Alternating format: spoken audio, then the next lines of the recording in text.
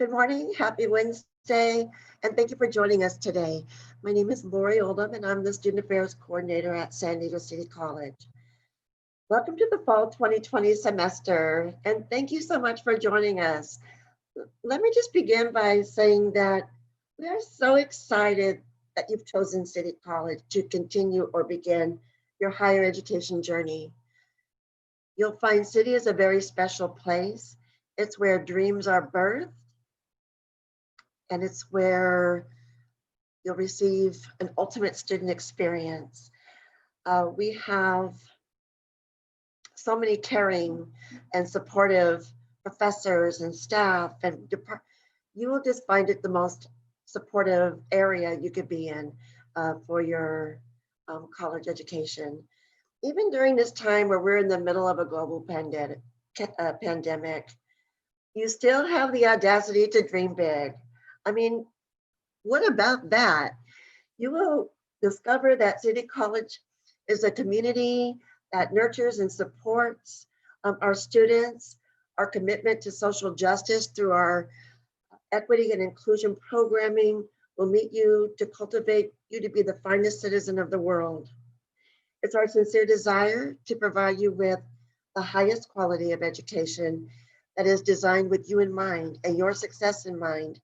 Our motto is simple: students first. This week we have a lineup of phenomenal presenters to get you more acquainted with the college and our programs and people. The people that work here, we stay at City because we love City. We love our students. You'll get information that you can use. We have a wonderful lineup, like I said. It was all developed with you in mind. You'll hear from faculty members that will talk about courses that they have in their area, even open courses if you're still looking for classes to add. We have staff members that will talk about programming in their departments. We have counselors that will talk about personal growth classes and how to get a counseling appointment. And then we have students. We have student clubs that are joining us this week to talk about student life and how being in a club, starting your own club or joining a club can really enhance your educational experience. So all in all, we want to provide you these resources and tools so that you can thrive at our college. So this week's all about you. In the spirit of that, let's go ahead and get started. I'd like to welcome um, Alex Felty to our program, and I'll allow her to introduce herself so she can tell you what her program and services do. Thank you so much. Alex, take it away. Thank you, Lori. So good morning. My name is Alex, and I am an adjunct counselor at City College's Mental Health Counseling Center. And so today I'm just going to talk a little bit about what services we offer, where you can find us, and at the end I'm going to lead us through a meditation. So we were formerly located in A180 on campus. But for those of you that don't know, anyone who is enrolled in at least one unit at City College are eligible for free confidential physical and mental health care through our Student Health Center. So through this transition of distance learning, we are now offering services virtually. We have individual, we have family, and we have couples counseling. And you can work one-on-one with a counselor through HIPAA encrypted Zoom. Something to note that's a little bit different is that just you yourself, if you are a City College student that's enrolled, you can also bring in family members or your partners for couples or family. They do not have to be enrolled for those services. But all services are confidential and they are a HIPAA encrypted Zoom account. And though we are on our City College campus and we are part of City College, everything is confidential and private. It is separate from administrators and professors, so you can feel safe in sharing and knowing that this will not impact you at all as a student. But we know that there are a lot of stressors in addition to trying to attend school and attain your goals and your professional goals. You all have lives and relationships outside of what you do here. So we would like to support you in any way possible. So if that's something that you are interested in, or maybe you've thought about, maybe you've accessed services before, feel free to reach out because it is free to you. There is not a waiting list, and it's covered by your student health fee. So I encourage you to utilize those services if it's something that maybe you've thought about. So I'd like to play a video for you now. You'll get to see some of our counselors' faces who you might be meeting with on the other side of that Zoom call. And afterwards, I'll talk about some of our groups that we're currently offering for the fall, since this is our first week back. But let me share screen real quick.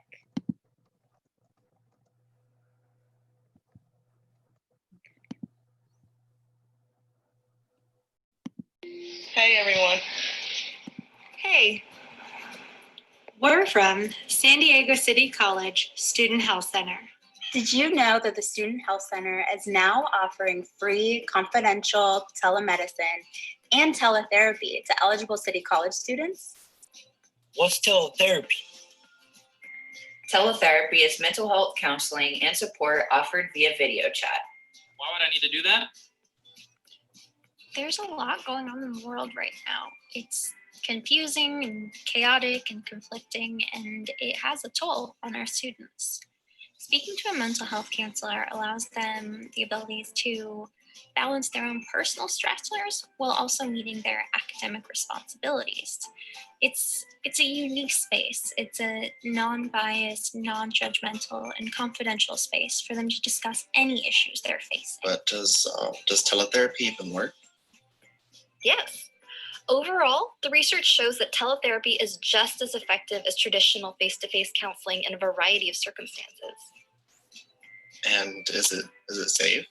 Yes, the Student Health Center uses a HIPAA-encrypted Zoom account to ensure a secure connection for its students.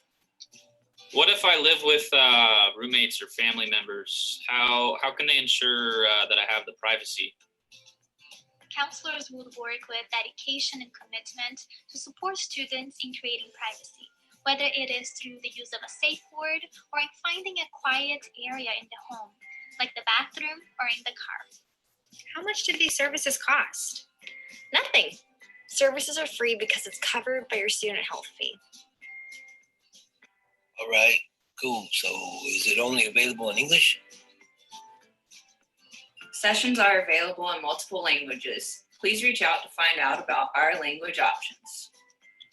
Okay, so how would I know if teletherapy is necessarily a good fit for my specific needs? You can visit us at the Student Health Center's website and make sure you click on the Mental Health Counseling tab so you can request an easy and simple phone call consultation with one of our counselors. Students can also be connected to supportive community referrals to ensure basic needs are being met, such as food, housing, and healthcare, and to learn more about the different virtual support groups that are being offered by the department. Staying connected with peers now is more important than ever. What if I have questions about COVID-19 or another medical-related issue? The Student Health Center is also students' first stop for their physical health needs. We too have transitioned to the virtual world and are now offering telephone consultations and telemedicine services. Covered by your student health fee, these services are free and confidential for all City College students. While you're on the Student Health Center's website, make sure to check out the tab for the Student Health Clinic. There you'll find the most up-to-date information related to COVID-19. There you will also be able to request a consultation with a nurse practitioner or a physician. This will give you the opportunity to explore any physical health symptoms you might be experiencing. So spread the word. Please let your students and any friends or family you have at City College know about these invaluable resources. Thank you. Thanks. We hope to hear from you soon.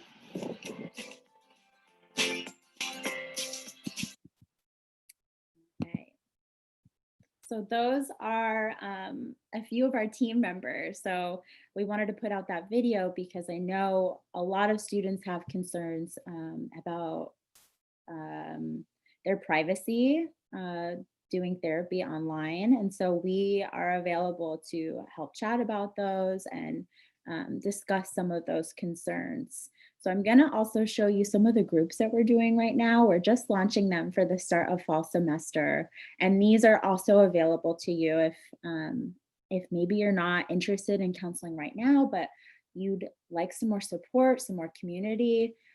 I'll show you some of those options right now.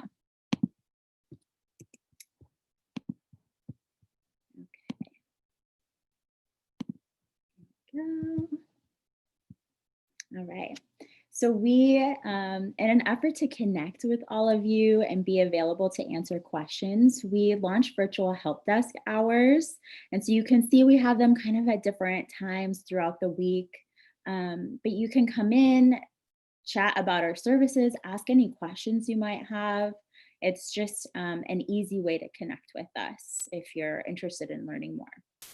We have an As I Am group, and this is a space for students who may be dealing with a physical or medical challenge that impacts you as a student. And so this is a support group for you if that's something that you're managing. We also have a healthy relationships group on Mondays as well. And that is to provide education and support in creating and maintaining healthy relationships and knowing how to communicate and create boundaries. We have on Tuesdays a Women Supporting Women group. I will be co-facilitating that one with another counselor. But we're going to talk about what it means to be a woman in today's society. And that really launched out of our recent City Women Rock event, where a lot of our city women wanted some community and to connect with other women on campus. We have our Living Out Loud group. This is a support group for our LGBTQ+ students, and it's focused on queer empowerment and supporting one another. We have an Open Space No Hate group, and this one is open to staff, faculty, and our students. So that's something to note. But it's a group to talk about what's going on in the world today and just to reflect on how can we progress as a society. So yeah, we have tons of cool things going on. We're always looking for more ideas if you feel like you want another type of group. Another thing to know, I know Lori mentioned we are trying to do a club rush, but we also have Active Minds on campus. One of our counselors, Nadia, launched it. But basically what that is any students that are interested in talking about the stigma around mental health or are an advocate for accessing mental health resources. It's your peers supporting one another and leading events and talking about it in an open way. So again, feel free to reach out.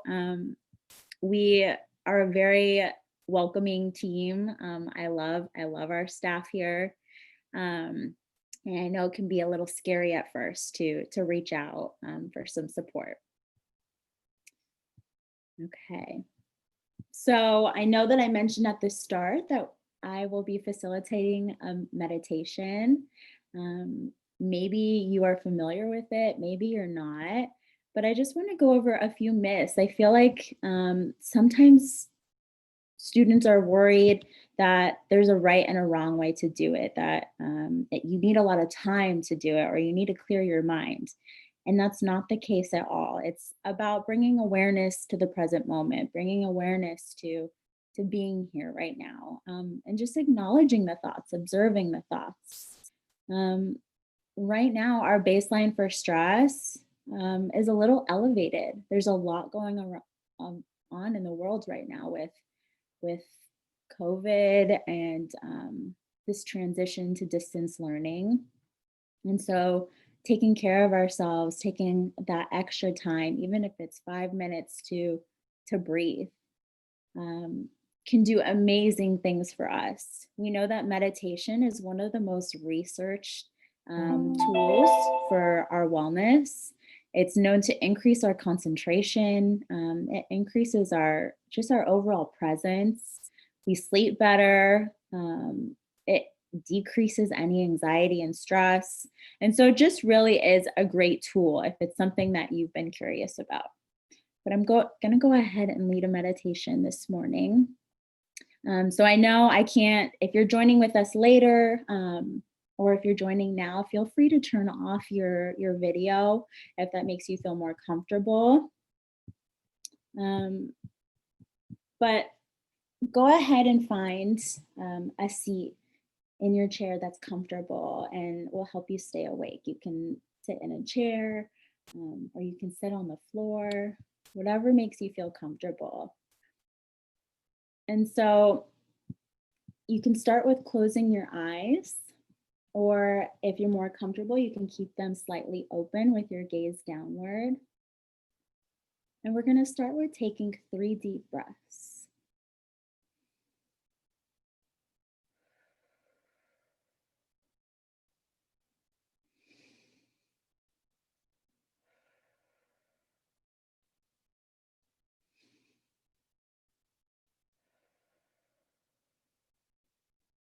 And as you settle into a natural rhythm of your breath, know throughout this practice and our time together that you'll hear sounds inside this room, maybe some sounds outside. These aren't distractions and they're not disruptions, but they're simply what's happening around us as we sit and we breathe.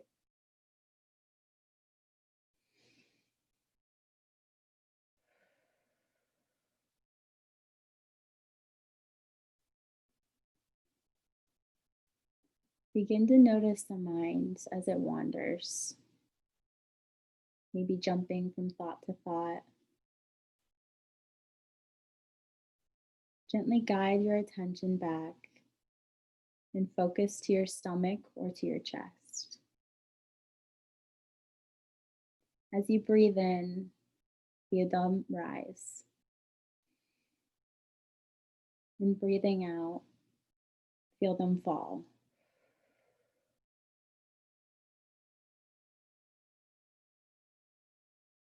Just noticing the air filling your lungs and nurturing your body.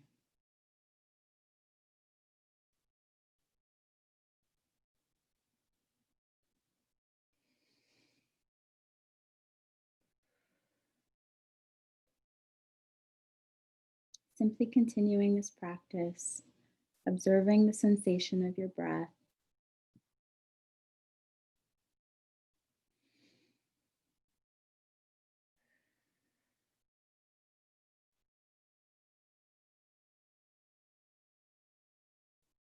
Noticing the mind if it wanders,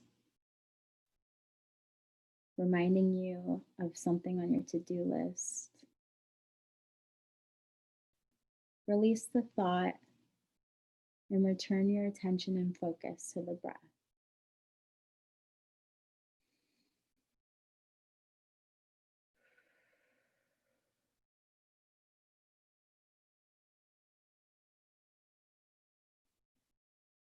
Breathing in, follow the breath in. Breathing out, follow the breath out. Feeling your lungs expand and contract. Letting go of any expectations or judgments of yourself. You're just sitting and breathing.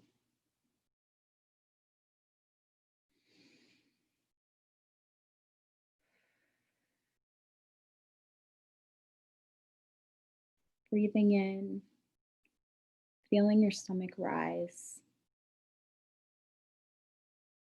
Breathing out, feeling the stomach fall.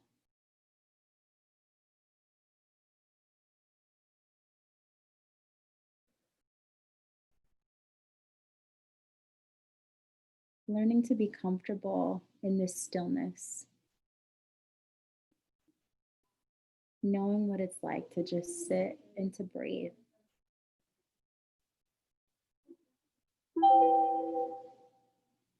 Again, taking 3 final deep breaths together.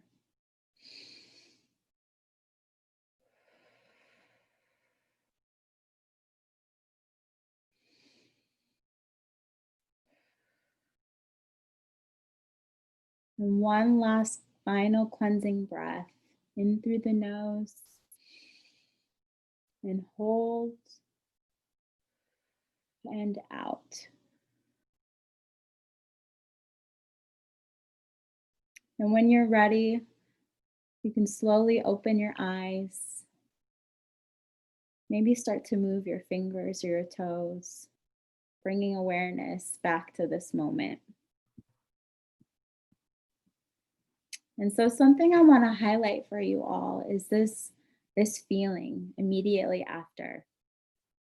When you realize that any sort of quiet or stillness or calm that you feel, or if you have a racing mind, it has nothing to do with anything that I said, nothing to do with how you sit or cross your legs, nothing to do with the sounds around it, but it has everything to do with your own minds and your ability to respond to any external situation.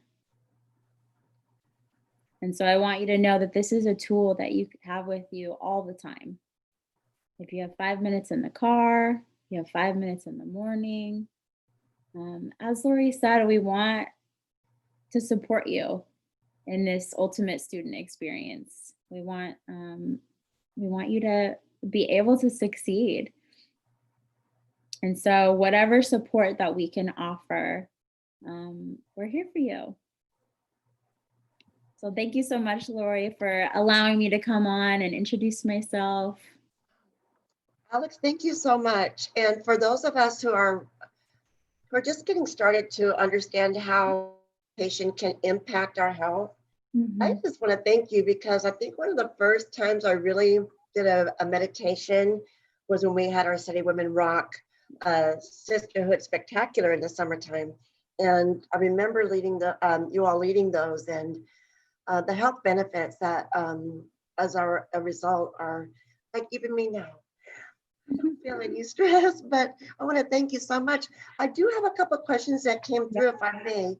Yeah. When you were talking about HIPAA, would you be so kind to talk just briefly about what HIPAA is?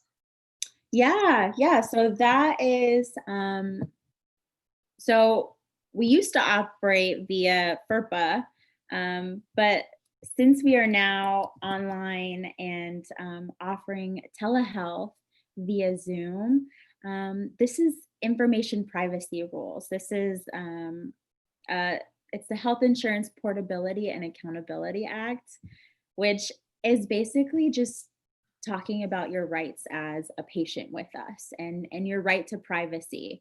And so the reason why we use a HIPAA encrypted Zoom is so that no one can drop in unexpectedly. It's to protect your privacy. And so that's the main purpose of HIPAA is even our records.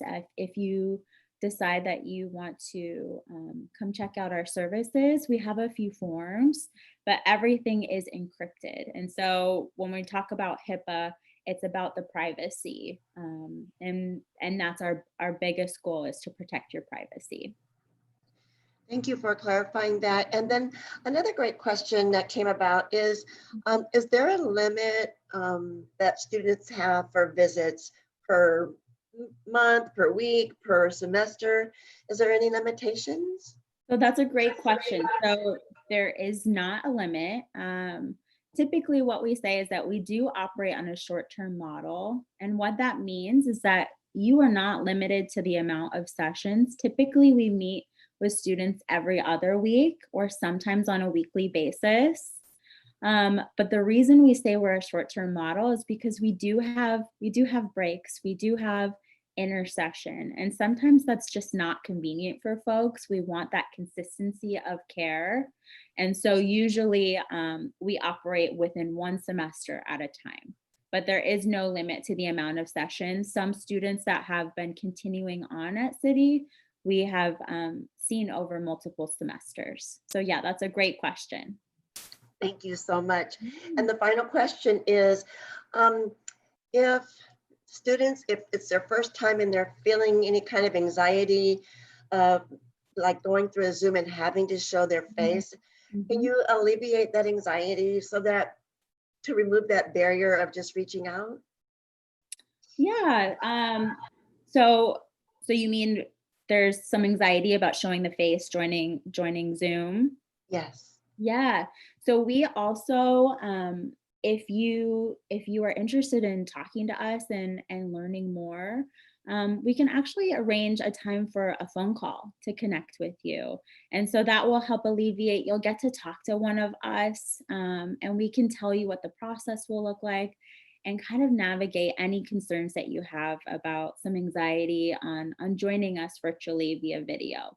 Because I know it is a little different, and we are sharing our spaces too. I know for me, I'm sharing something personal in my own space, but we are available by phone, and our phone number is 619-388-3055. You can also look on our website, and you can request a phone consultation just to talk to one of us to see if we can help alleviate some of that anxiety. Thank you so much, Alex, for joining us today. Thank you for leading us through that meditation and teaching us some really good practices that we can be kind to ourselves especially during this time of uncertainty. Appreciate you so kindly. Thank you so much and have a great day. Thank you. You too. Thanks so much for having me. Thank you, Alex. Bye. So we're going to transition to our next presenter, and I'd like to introduce Dottie Cordell. She is the director of our Student Health Clinic, and I see she's on. So Dottie, thank you so much for joining us again today. I am going to let you take it from here, dear. Thank you. Okay, thank you, Lori. Hello to everyone. It's so nice to see some of your faces. Hello, Doc. Hello, Sylvia. Yeah, there you go. Hi. I'm so glad you got to hear about the mental health services that are part of the Student Health Center. And I'm here to just tell you a little bit about the physical, about your body, the kinds of ways that we can hopefully help you take care of yourself physically during this once in a lifetime event that we are all finding ourselves in. I am a nurse. I've been a nurse for 40 years. It's who I am. It's what I love. And I'm happy and proud to tell you guys that everybody that works in the clinic, in the health center, in mental health, we all love what we do. We want to work with students, but in particular, we want to work with City College students. On the medical side of the house, you guys, I've been there 20 years. I've been at City 20. One of our nurse practitioners has been with us 23 or 4, and the other one has been in the district 13 years. So we have a lot of experience with students that we know are struggling with money, with paying tuition and rent, and struggling for childcare, and maybe not able to make ends meet to even get enough food. So we want you to know we're going to try to be there for you. Not try, we're going to be there for you, to see you, to try to help you.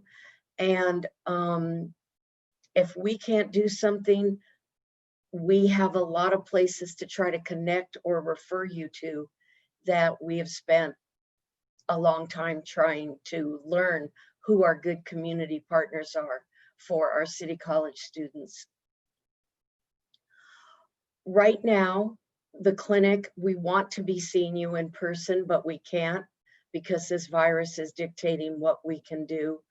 But I want you to know, just as with mental health, that I will post our phone number. You can call us, and messages are taken off very regularly throughout the day when we're open, and a nurse practitioner will call you back. And you can decide if you want to just talk to her on the telephone, or if you have you know, an infected eye, or your tooth is hurting, or your finger, even though it seems impossible to try to describe your physical condition on the computer, lots of things can be managed. And so for your $20, as mental health said and the public service announcement said, our time is unlimited and free to you during the semester. If you have questions, if you need to have a telemedicine appointment, if you need to talk through the fact that you're really tired and you've got a runny nose and you're not sure if you've got COVID and what to do, or you've heard that your cousin's uncle has it and you were with him in the backyard for 15 minutes and you want to talk to a nurse practitioner about whether that was an exposure and whether you need to go get tested. These COVID times are super stressful, and through mental health and the tools that they can give you, and through the nurse practitioners and the doctor, that we have a female doctor that's been with City College for 19 years, Dr. Carol. But hopefully with all of us, we can help take care of you, help reassure you if you've got worrisome physical symptoms, help connect you to mental health. Lori mentioned people maybe being shy about reaching out for help and not wanting to be on a Zoom call. I think everyone on this call, all of us included that work at City College, would very easily be able to say that we are all suffering some sort of mental stress in this time, whether it's that we live alone or that we live with a lot of people in a close space, or that we're just darn tired of all of this that seemingly has no endpoint. I think all of us want to talk to somebody to try to, somehow there's just something helpful about talking it out. So again, certainly the export mental health counselors are there, but know that we are also there to talk to you and talk through anxiety and help refer you to mental health, or again, obviously to take care of your physical care issues. I want you to know that our time is free, included with your $20. So it was $20, but after paying that health fee, you have all of us, our time. If you see the nurse practitioner and you have, say, something swollen on your face, red, that you've showed them and they think you need antibiotics, so they will prescribe those and give you the cheapest way to get them. But even then, $4 or $5 may be more than you have to pick it up. And we will find a way to support you and get that medicine that you need, because we want you to be healthy. We don't want you to wait 3 days to start an antibiotic if you need it now.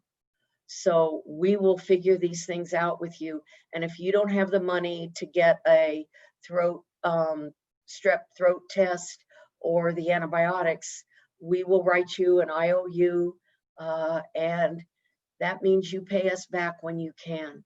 We don't have unlimited budget funds, but we sure have an emergency student assistance fund that we can try to help people get the medications and the lab work that they need. This fall, we're going to have a lot going on. We're still going to be dealing with COVID. We're going to have the regular seasonal flu. We're going to have people with colds, going to have the allergies that come up when we get these heat waves in Santa Ana's. And that's going to be a lot to deal with. And I just really encourage you to talk to a medical professional to help you sort out all these things.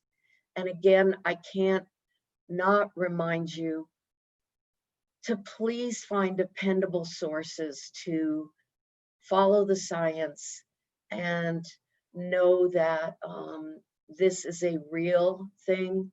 This is a bad virus. It can make any of us very, very ill. We must mask when we're out in public. We have to stay 6 feet apart. try to limit any gatherings and get-togethers. It's just essential. And I would recommend the World Health Organization, the CDC, or actually what is really, really excellent in our county. We have a fantastic public health officer. Her name is Dr. Wilma Wooten. And if you want to go to Health and Human Services, or you punch in San Diego Public Health, you will come up with the county site. And there's so many resources. And if it wasn't mentioned by mental health, there's so many resources in 211. I have heard about 211 for almost my entire time in San Diego, but it wasn't until this pandemic that I typed in www.211.org and found out the incredible resources that are there. So if you need us to help walk you through that, anything you need, please reach out to us. We all need a little help and support at this time. I'm so sorry we can't be with you in person, but I hope it's soon. And know that all of us that work at City College love you, care for you, and want you to succeed. So thank you to Lori, to Student Affairs, to everybody for letting mental health and student health really make a plug. That's our commercial. Dottie, thank you so much. I just wanted to say while you're still with us that I think, Dottie, you did your master's in pandemic. Epidemiology, yeah, who Yes, knew? thank you. Yeah, right. Well, the reason I know that is because just like Dottie is leading the charge to make sure that our entire San Diego City College community gets, up to date and the most accurate information that follows science. She did the same thing in 2009 when there was the swine flu. And so I remember us getting we held actually a vaccination for an entire week where staff and faculty and students were able to get the swine flu vaccination. Don't know how close we are to a vaccination or if we'll ever get one for this particular COVID-19, but I appreciate you giving the truth and the facts about it. And the last thing I would ask you to real quickly, if you wouldn't mind, Dottie, is to talk about the food insecurities and the programming that we have for that. Yes, thank you. So I did mention it. This pandemic has just revealed to us even more strongly, if we didn't realize it, all of the problems, holes, gaps, disparities that exist in our society. It has made people lose their jobs, people that were hungry. We knew that before this, probably 52% of our students are not real sure where their next meal is coming from. And this is tragic. And the Student Affairs Division leads the charge at City College. We were doing regular twice a month food distribution events, and we're going to resume them very soon. I think this month, or I just don't have all the dates, but it will be a drive-through food distribution, non-contact, putting the box of food in your car. And so that is to be celebrated and will help. And one last thing, as Lori was mentioning, I got my public health degree in 1979 before the first cases of HIV. I'm now going to be trailing off in my career with this COVID epidemic. Know that this was our worst nightmare, that a disease would be spread respiratorily and relatively easily. I want to also just make a point, as I see the different people on this call, that there is a disproportionate amount of Latino, Latina, and Black, African Americans, and people of color, Indigenous people. This disease has disproportionately impacted those communities because of our history of societal structured racism. And so I am mentioning that now only to tell you that when Lori or I mention a vaccine or something, you may not have that trust or belief. And we will be calling upon all of us at City College to become informed and to work within communities to build that trust and to see what we could do in terms of vaccination. I did just want to put that out there that all of our divisions are very attuned to what is happening in the world, how the pandemic has made all of that more clear, and how we're going to try to work together as a City College community to help. And I hope that answered your questions, Lori. Yes, Dottie, it did, and then some. And just thank you so much. You are truly a treasure at San Diego City College, and we appreciate you so much for coming twice a day this week to talk personally with our students. Thank you so much for your time. And I'll put contact information in the chat. Oh, perfect. I know Sylvia had mentioned that the first food distribution is going to be on September 1st, but more information to come, and it will be posted, sent to students so that they'll be aware. Thanks so much, Dottie. Have a blessed day. We'll see you this afternoon.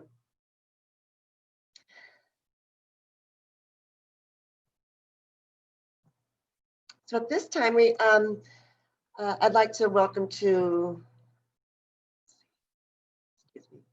we have our next presenter, and if I may just, she's from our district office, and she works with all of the campuses within our community college district. I'd like to introduce Jamie Siebert, and I'll allow her to introduce herself and what she does with students, and she's a phenomenal resource that we have at City College. So Jamie, I will let you take it away from this point. Thank you. Thank you, Lori. I appreciate that. Hi, everyone. My name's Jamie Sieverd. I'm a research and planning analyst from the district office, and my pronouns are they, them. So I really enjoy working for our district. I think it's amazing. I'm a former student of our district as well. So this project that I'm about to tell you all about is really near and dear to my heart, and I hope that some of you will be interested. I'll go ahead and share my screen.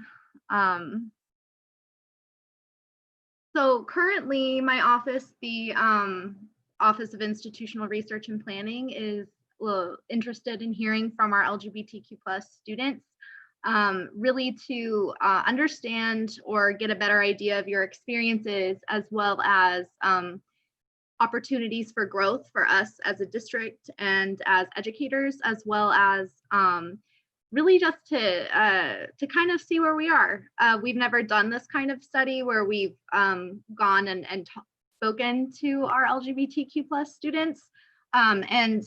So we have a lot of ground to cover. So the focus groups would be conducted via Zoom, and they're all completely voluntary and confidential. My email is below, and I'll also be dropping a SurveyMonkey form in the chat, as well as my email address. Lori, or someone who knows how to work the YouTube chat, can get those to you. Basically, so the focus group is 2 hours. It's via Zoom. It's to your comfort level. You can keep your camera off if you would like. And it's voluntary in the sense that no matter what, even if you get to the group and you're excited for it and then you realize I don't really want to participate in this anymore, you can leave, and this won't affect anything to do with your academic life or anything. It's you doing something for us, and sharing your emotional labor and your stories with us. So know that you have agency in that, and if you would like to sign up, it doesn't mean that you're fully committed if you choose later that you don't want to be. And so we're going to talk about basically just what your experiences are in the classroom, on campus, your extracurriculars, and we're going to really just kind of cover a lot of different bases. And this is the first step in what will be a larger project. And I'm really excited to get to know you and to talk to you. We did have one group already in spring, which was amazing. It was really incredible to hear from the students who participated and get that really amazing insight that only you students can really give us, because I can't, I can't figure out on my own, or me and my colleagues can't figure out how to make our campuses a better place unless we asked you, because you know what your experiences are, and we understand, of course, that not everyone has the same experience. So trying to reach out to as many students as we can. I'm really excited about this project, and I'll go ahead and stop sharing so I can see if there's any questions in the chat or anything, but I'll go ahead and drop the form in the chat and my email address. And I also want to mention that when I say that the project is confidential, your information will not be shared, your identity will not be exposed in any reports that come out of that.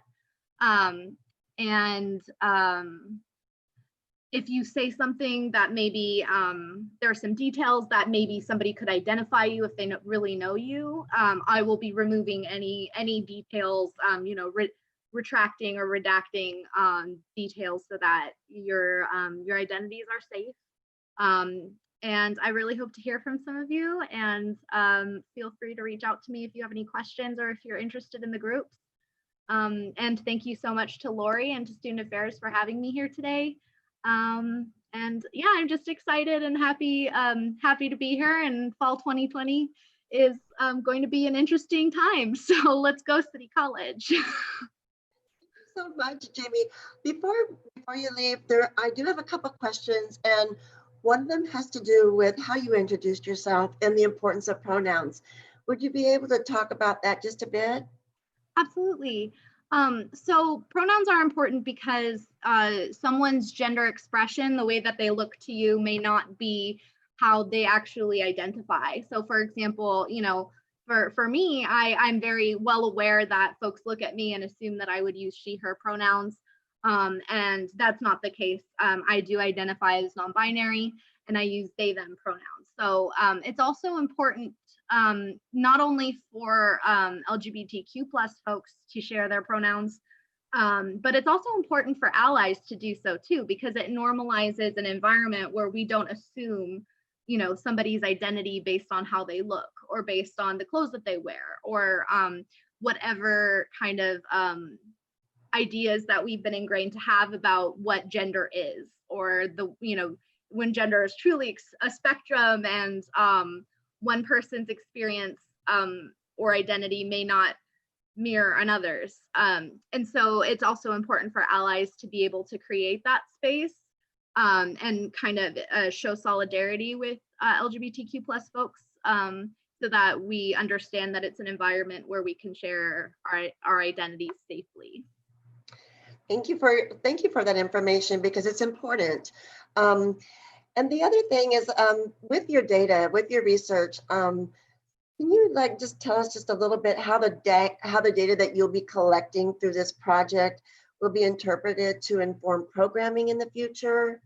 Yeah, absolutely. So there's definitely a lot of opportunities, because we've never done this before. We've never done a study like this before. So that's why I wanted to do focus groups that were a little more open, because I can sit and I can read literature and I can write down everything that I think would be important to ask. But since I'm not a student anymore with our district, I don't walk in all of your shoes. And especially what's important to me too is to understand the intersections of different identities. So my experience as a white I grew up middle class LGBTQ+ person is not going to be the same as somebody else who had different identities intersecting with their LGBTQ+ identity. So I really want to get a handle on that and really uplift your voices and your experiences. So there's opportunities there that maybe I'm not even aware of, but some examples of what I think could come out of this project and what I expect to come of this project. A lot of our colleges are in the process of trying to establish equity or pride centers that provide services or information to LGBTQ plus students. So of course, I will be asking about your thoughts and desires of what that could look like for you. And those would be shared so that as that process moves forward, we may be able to inform the way those centers are created. There's also potential for curricular review. It's also really important that LGBTQ plus people are represented in the curriculum in our campuses.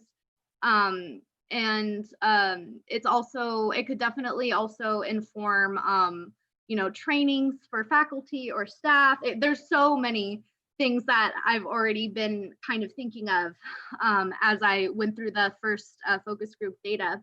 Another thing I did want to mention too is that I've been compiling resources for our LGBTQ plus students. So community resources, resources that we have at City College or across our district. And those would also be shared. We do plan to compile them and put them on the website. But that's another opportunity. I want to know how you feel when you use our services. What is the physical health services like? What are the mental health services like for you? If you've used them, tutoring, what's your experience as an athlete? There's so many facets of our academic life that definitely could be, those experiences could be informed by our identities. And so I think it's really important that we reach out to you and to the students and really get to know your experiences so that we can create a better campus community for everybody. Jamie, that's phenomenal. Thank you so much for explaining your really important work, and thank you for coming. And I look forward to seeing you later on throughout the week. Absolutely. Appreciate you so much.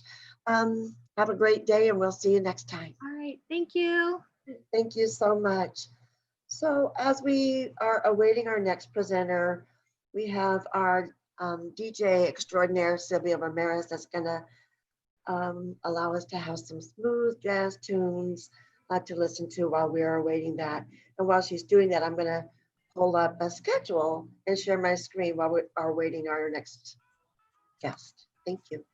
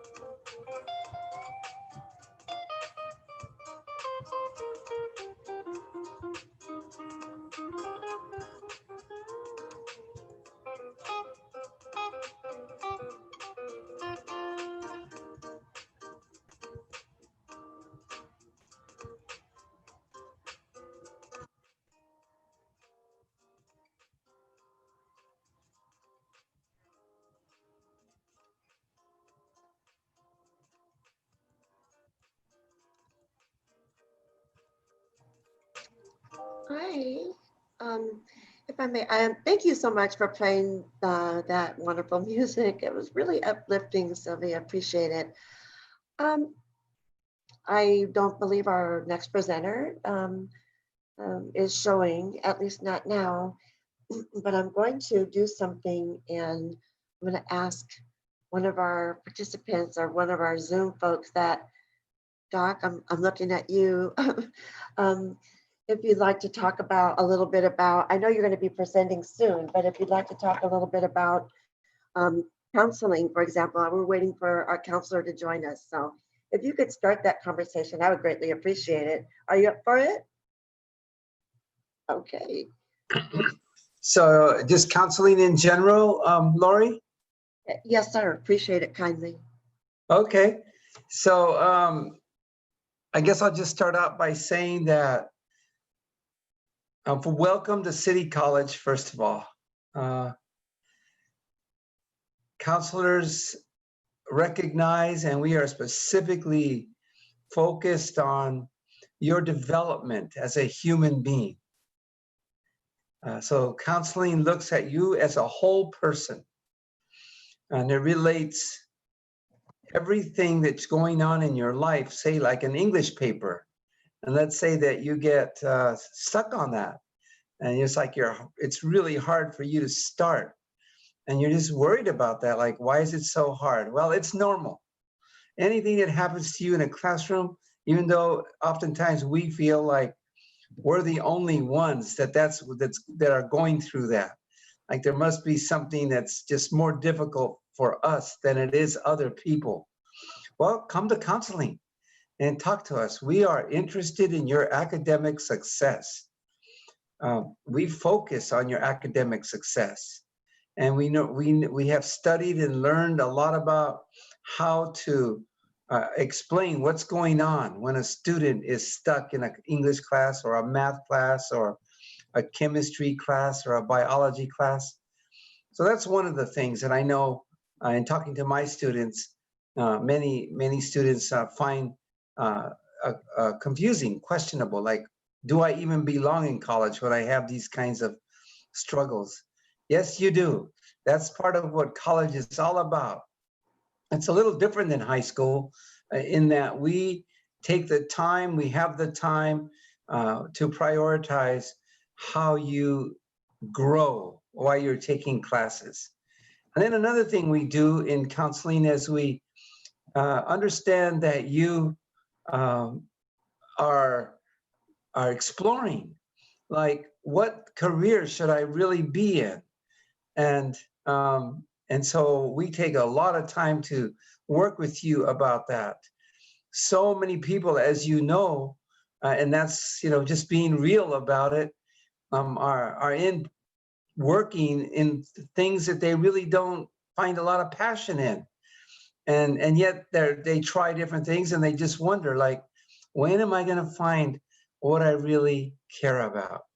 And then you find people that are doing jobs and work, like working in a hamburger place, and they're super happy, or nurses, or people that are right now, like, just helping people buy groceries, because that's something that's needed, and they find a lot of fulfillment in that, even though in our society that doesn't pay a lot of money. Yet those people find a lot of fulfillment in that kind of work. Why? Because sometimes, depending on how that work is set up, some of those areas are very structured. Show up at this time, you're on a schedule. And other companies say, well, you can be very flexible. Just turn on your phone when you're ready to work, and someone will call you that needs something. So there's the same occupation with one that's very structured and one that's very flexible. So that depends on our personality and on our values. So when you come to counseling, we take special care to use our expertise to match, first to help you discover, to feel comfortable with what kind of personality do you have? What kind of attitudes are yours and that you really want to identify with? And then we look at and we show you how to use the tools that are available online. And then in our own center here, our Career Transfer Center, it's another form of counseling. It's another aspect, another arm of counseling. So there we look at, you can take some inventories. They're not tests, they're inventories. And sometimes people think, oh, I'm taking a test. And in some industries still use that language. But really they're inventories. Like, let's take an inventory of all the possibilities and how they overlap with who you are, what your culture is, where you came from, what your family dynamics are all about, what maybe some of your dreams are. So we match those with classes and possible careers. Now, one of the things we really keep in mind there too, when we're counseling with you, is how does your major match up with a possible career? And many students think, well, if I major in psychology, or if I major in nursing, or if I major in theater, then that's all I can do. I can be a nurse, or I can be work in theater as an actor, or a production manager, or something like that. But what's really amazing is that every major can apply to as many as 100, even more, different careers. A psychologist can work in a hospital. A psychologist can, let's even do something different. A plumber can work in a hospital. A plumber can work in a law firm. A plumber can work in a college. A plumber can work for a taxi service, because they all need plumbing in some form or another. So we tend to limit our mind based on what we've heard and based on what we know. But counselors open up that world to you and explain and show you how to use the tools, so you can, on your own time even, just kind of work through the computer systems and see how many careers are related to one major. So how am I doing, Lori? Doc, you're doing fantastic. I appreciate you just jumping in. And just to let you know, for those viewers that are watching, Doc has been with San Diego City College for how many years now? Over 2 decades. Yeah. Well, you and I together are both over 2 decades. And one of the things that I will say is that you continue to be a student. And you're still here every single day of our Welcome Week through both sessions. I want to thank you so much because I can see you taking copious notes. I see you learning. I see it it transcends into your presentation. So I appreciate you so much. If you would be so kind to just, if you could, and tell our next presenter, talk about like how to get a counseling appointment. Okay, so that'll open up another set of possibilities. So we are all so different. And one of the things that City College really makes an effort to focus on is to stay current with what's going on in the world. So many of our programs, our academic programs, have advisory groups, people from the outside world who work in music, who work in computers, who work for the government, who work in business, who work in nonprofits, and they give us advice on what classes we should be offering. So there are different programs that have counselors in them. You'll hear more about them as you go through the day. So it'll be like Umoja and Puente and EOPS and general counseling and mental health. All these areas actually provide some form of counseling. So making an appointment with each one of those is a little different sometimes. And then there's also a lot of similarity.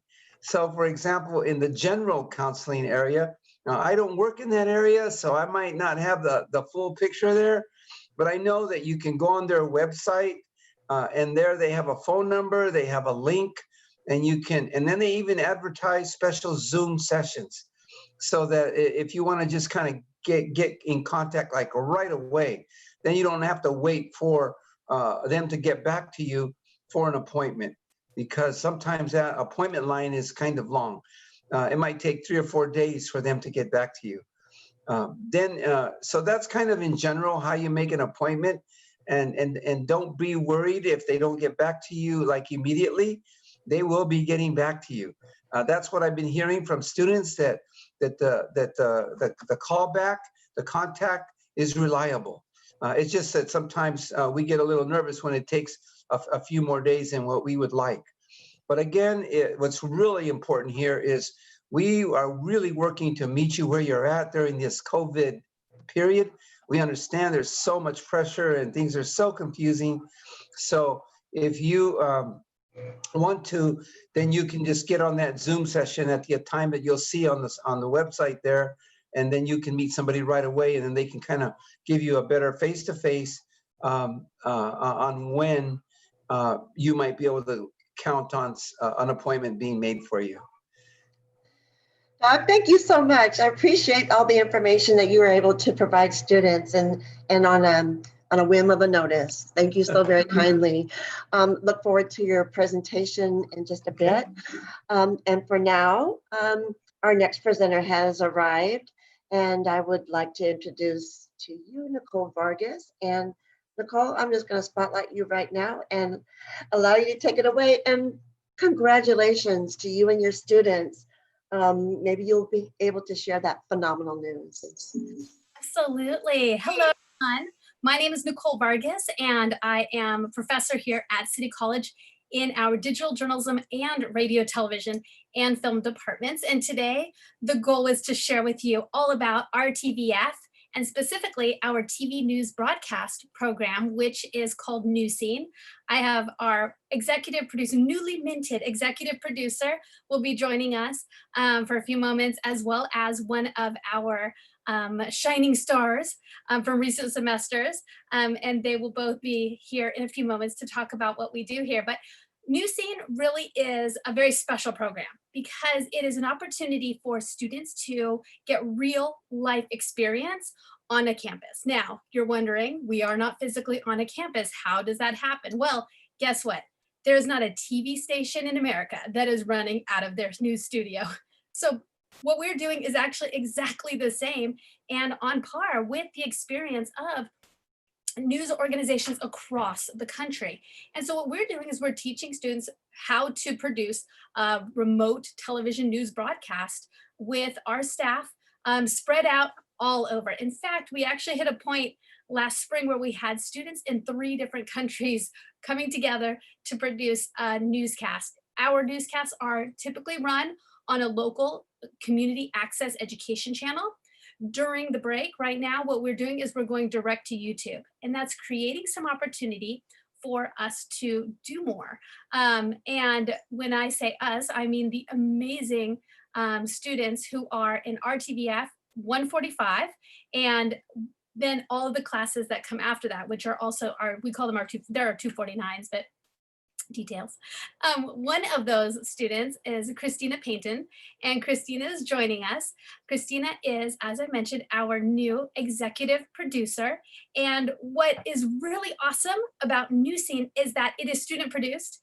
And when students come into this class, yes, you work with faculty as advisors, but you really get to work with each other as support, as a team, as you would in a regular newsroom. And that is really the experience. My co-instructor, Chris Aceto, always tells the students, this is like your first job, an internship, and a class all rolled into one. And it really can be. And so why I'm excited to have Christina as well as Jesus Lopez with us today is these are 2 of the students who were part of the broadcast that the Society of Professional Journalists just named Top College News Broadcast in San Diego. We're extremely proud of the students and their hard work and the effort they put in, and they had some really solid competition from other programs here in San Diego. And what I wanted to do was have each of them introduce themselves and talk a little bit about what it's been like to transition to remote, some of the skills that they've been actually able to learn that maybe we wouldn't have been able to learn had we been in our studio. So let me start with you, Christina. Please introduce yourself. And like we did in our first meeting the other day, tell us something that you took away from our spring semester that we're bringing into the fall that actually turned out to be a really great experience for you. Sure. Hi, everybody. I'm Christina Painton, and I've been with New Scene for 4 semesters now. Hey, Jesus, how you doing? Good to see you. Jesus worked with me the whole time I've been there. So yeah.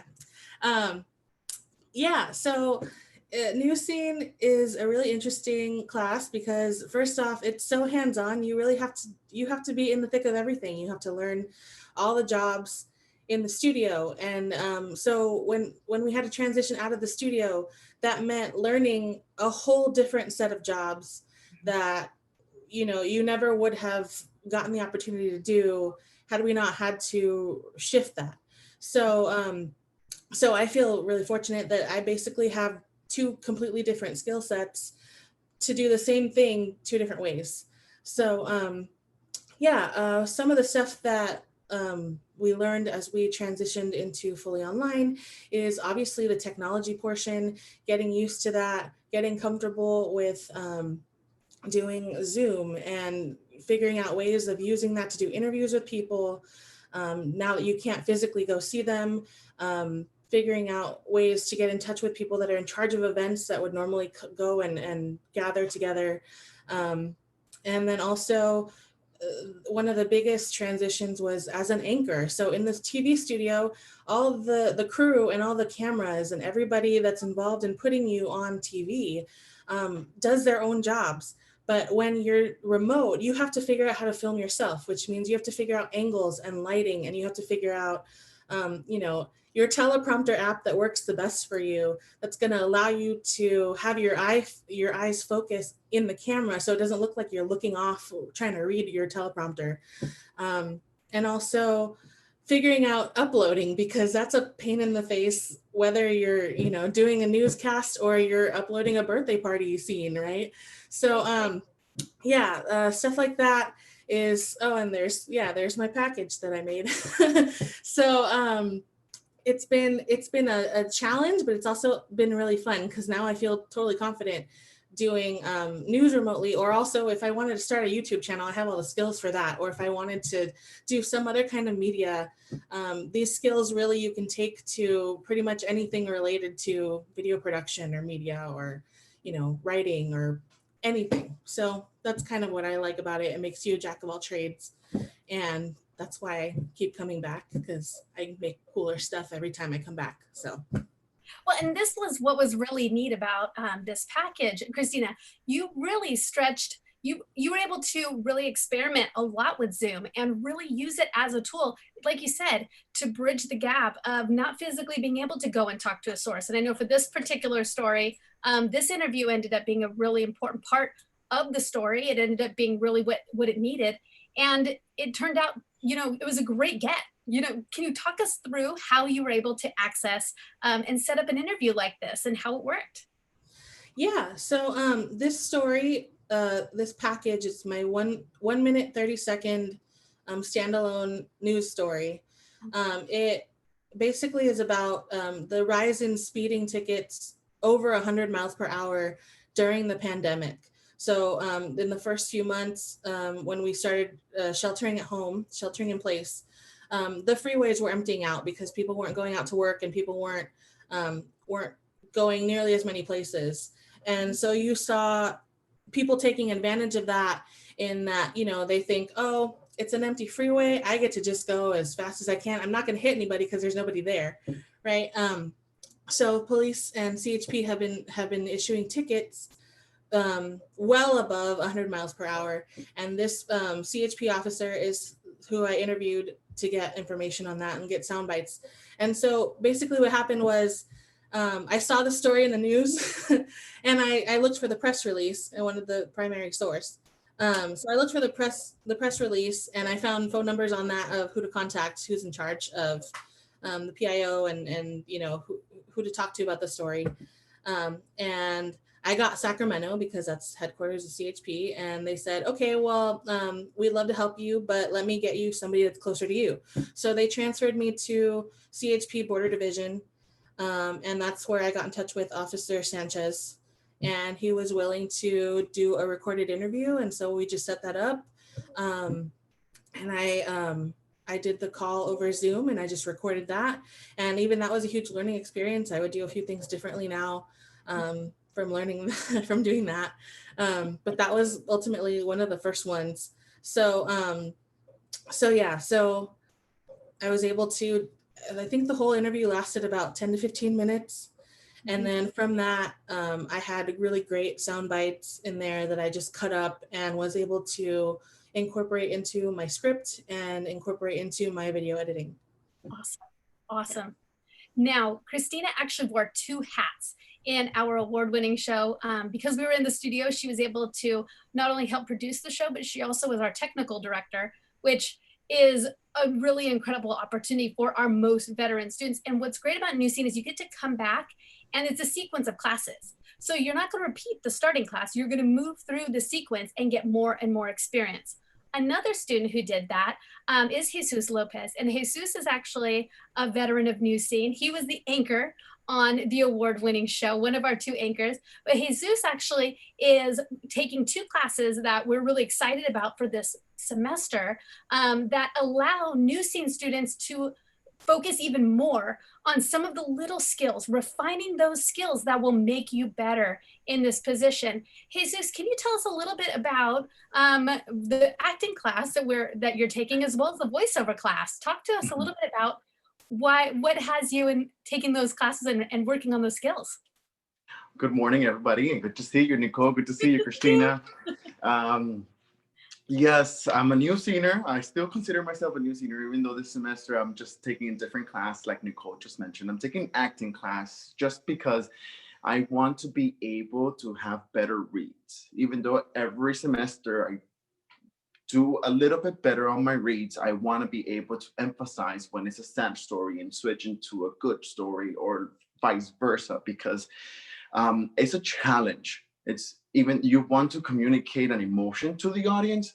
So that's where I kind of want to perfect myself, because I tend to be such a happy person. I tend to read excited, like it's a sad news and I'm like, well, yeah. And I need to tone that a little bit more down, just because there is some tragedy. There's pandemic happening, there's fires happening, there's bad weather happening. So I need to be able to just ride that roller coaster and try to make it as smooth as possible as I continue my reads. And that's why I'm taking that acting class. You're also going to work with the voiceover group, correct? Is that another class you're planning to work with? That is correct. That's another class that hasn't started yet. That I think it meets Saturday, so I have to see how that goes with the schedule because there's just a schedule problem right now. But other than that, the reason why I want to take that class is just because I want to get better with enunciation. I have an accent. I'm aware that I have an accent, but I want to keep my accent. I don't want to like just change who I am because that's who I am. It makes me me. But I want to be able to communicate it better. And that's a way that I need to just take that class so I can see how I could learn even like on the radio side or right now that we're doing digital or when I'm in the studio, I need to be able to just project my voice and be as clear as possible when I'm talking. But that's another reason why I tend to talk fast and get excited. And that's where my issue also falls into, not understanding me. But you bring up a really great point, is that there are other skills that sometimes we do have to stop, put on the brakes, slow down, and just spend a little extra time. And what's really neat is RTVF has those opportunities. And the acting class, correct me if I'm wrong, it's RTVF 119 and also drama 119. That is correct. And I do want to emphasize it's not what we all thought. I thought it was just going to be like, oh, acting for one particular thing or theater or acting for film.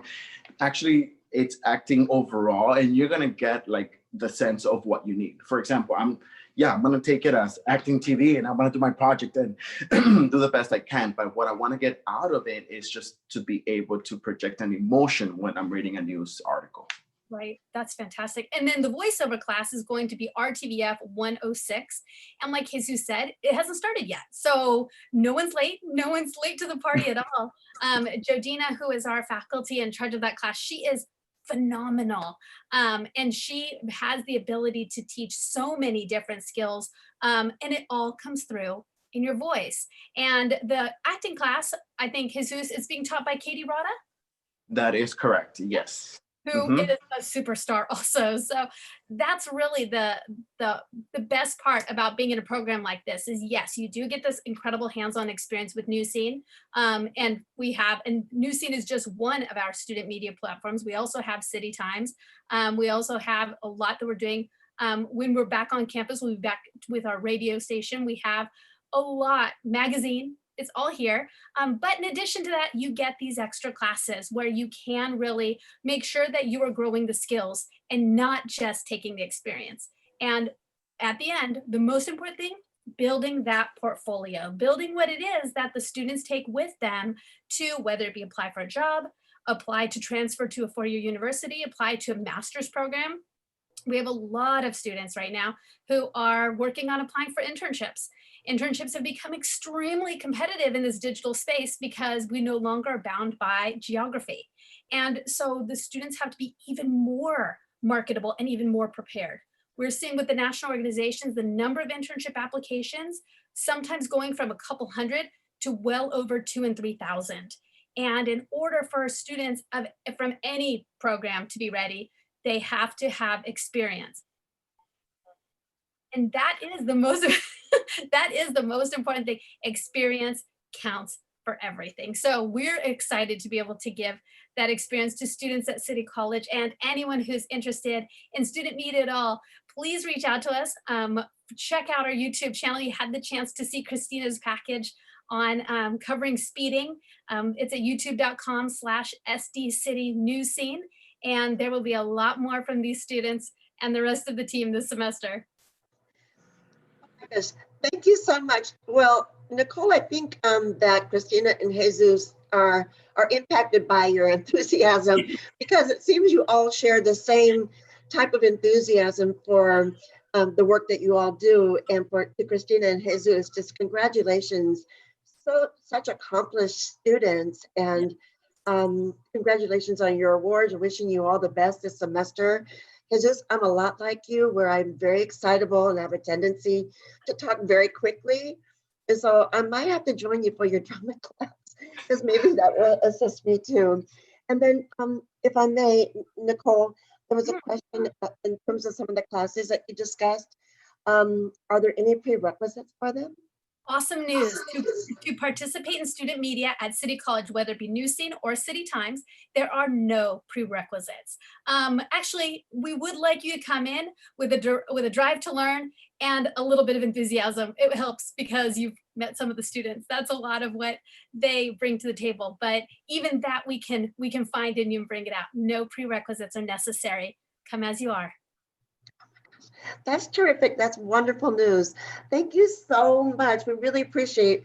We can see that confidence is another thing that is built in your classes, because as I look at both Jesus and Christina and you, Nicole, is that you're confident, and that sells. Confidence is it's not innate in a lot of folks, and sometimes folks have to work really difficultly.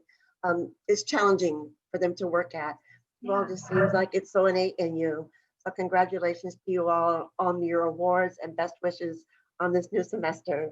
Thank you so much. Take care, everyone, and have an awesome fall. Thank you. You all too. Take care. Good luck.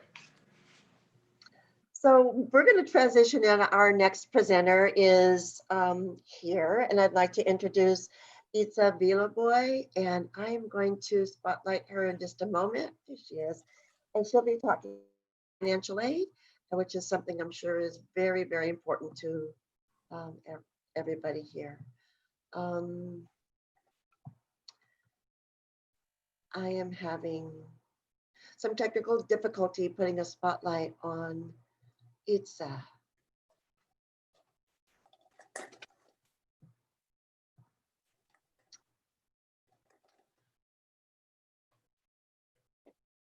Itza, are you there?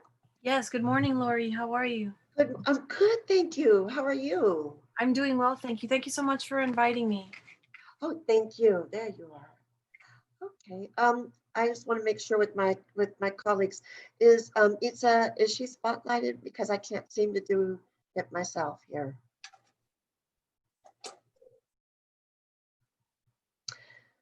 I'm a behind the scenes kind of person anyway. It's okay. Well, without further ado, I'd like to introduce Itza Villaboy, and we'll work on getting you spotlighted, okay? Thank you for coming, and I'll let you take it away from here. Okay, thank you so much. Thank you, Lori, and campus community for putting together this really great event. Happy fall semester. It's definitely a fall semester we'll never forget. But we're here, and I'm excited to be here. So I'm just going to drop a few bits of information because I got to go right back to our Zoom program. But first and foremost, the most important thing is to encourage our students to complete a 2021 FAFSA or a 2021 DREAM Act application. These information about these applications are available on our website, and I'm going to include the link to our website here in the chat. These are in these times of the pandemic, a lot of information is made available and updated via websites, and so we want to encourage our students to to really develop those great information literacy skills. And so both of these applications are available via our website, and we use these applications to review financial aid eligibility. It can take between 7 to 10 business days for us to receive this information, so students always want to start sooner rather than later. Types of aid awarded include Pell, FSEOG, CCPG fee waiver, Cal Grant, B or C, work study, scholarships, and federal student loans, subsidized and unsubsidized. And especially if a student is selected for verification, again, you want to start very soon, as soon as possible, because there might be additional paperwork. Major deadlines include October 1st, which is when the new applications are introduced. So for example, October 1st, 2020, the FAFSA for the next academic year will be available.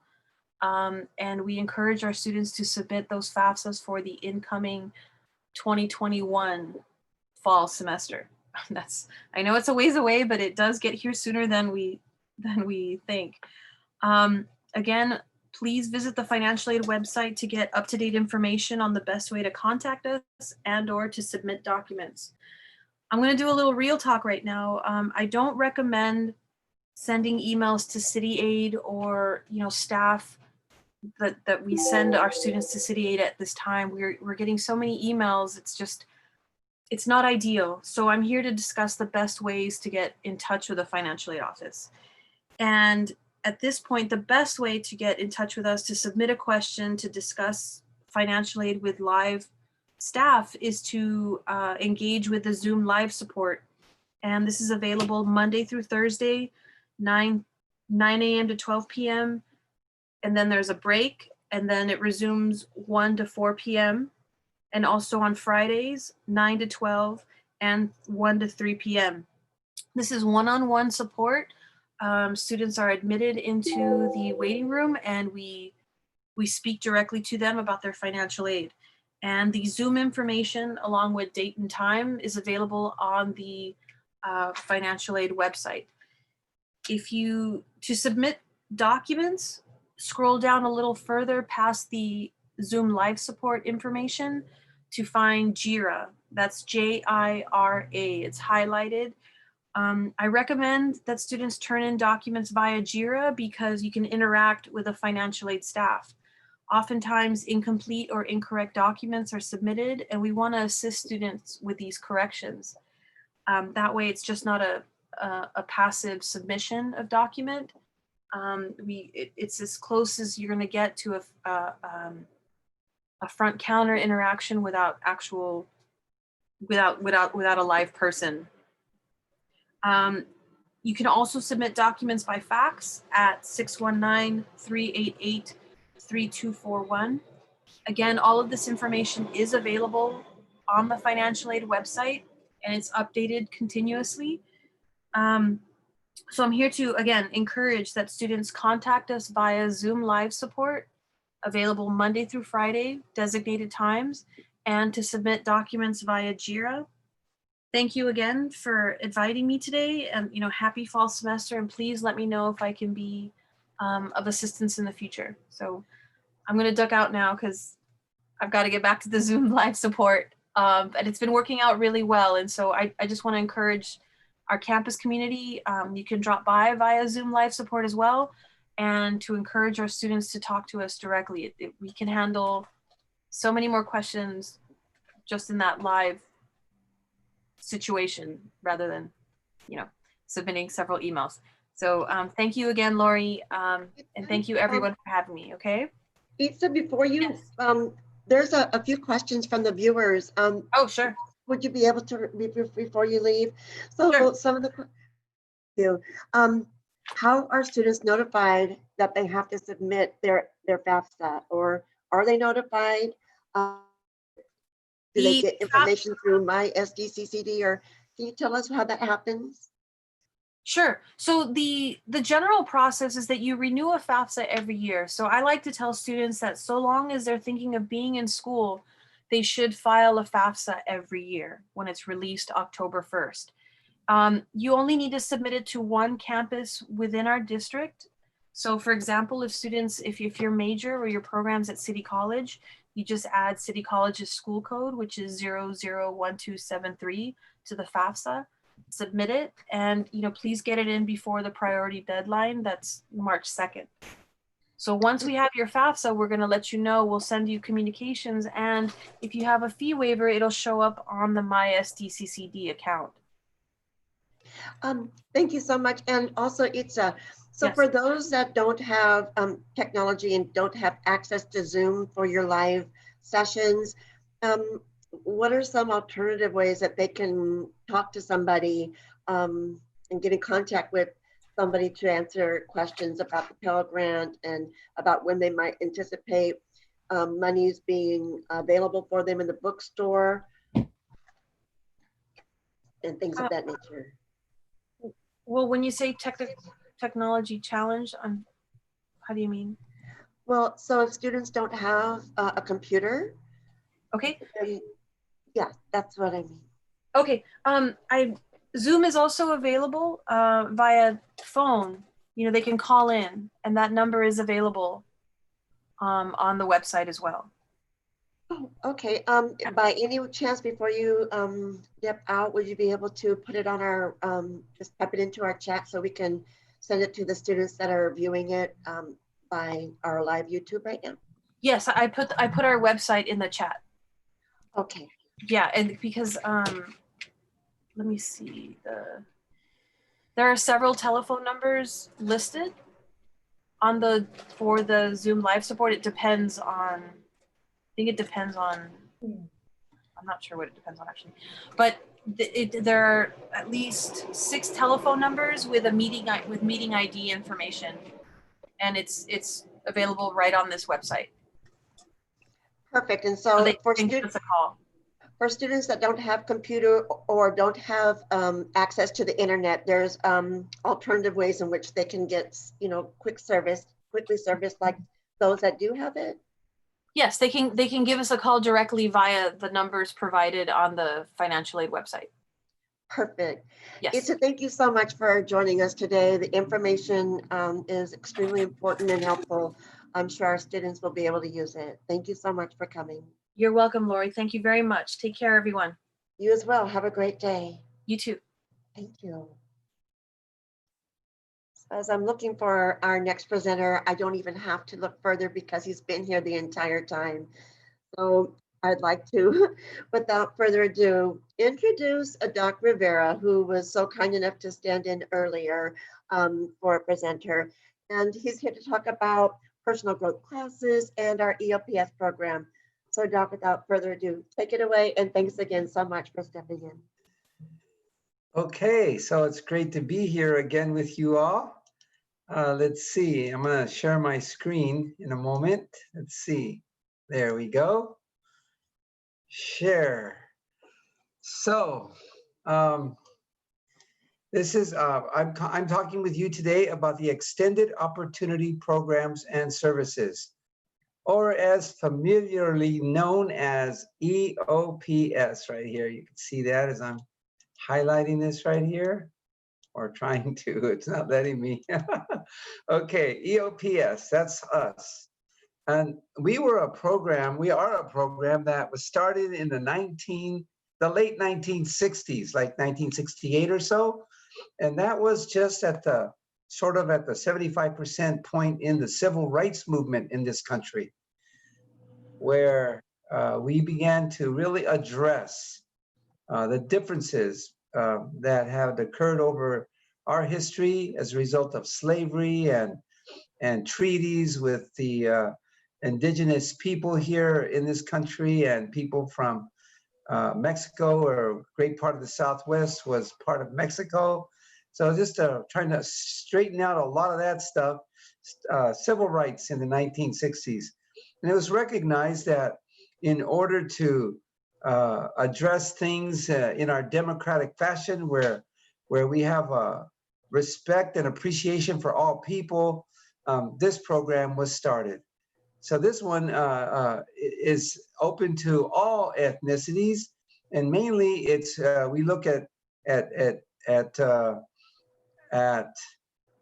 financial circumstances, like the poor. I'm one of those. I was poor before. I'm not anymore. I'm not rich either. Teachers don't get rich usually, but I now am. I was poor, and I, like many of us are, and I started in the community college, but now I'm a doctor, and I do many things. And why I say that is because you can do those things too. And EOPS program is very successful with our students. So it's existed over these last 50, 60 years now.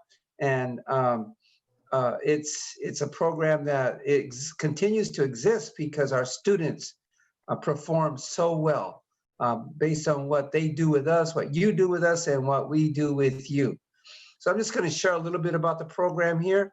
First thing is, once you're an EOPS student, you receive priority enrollment.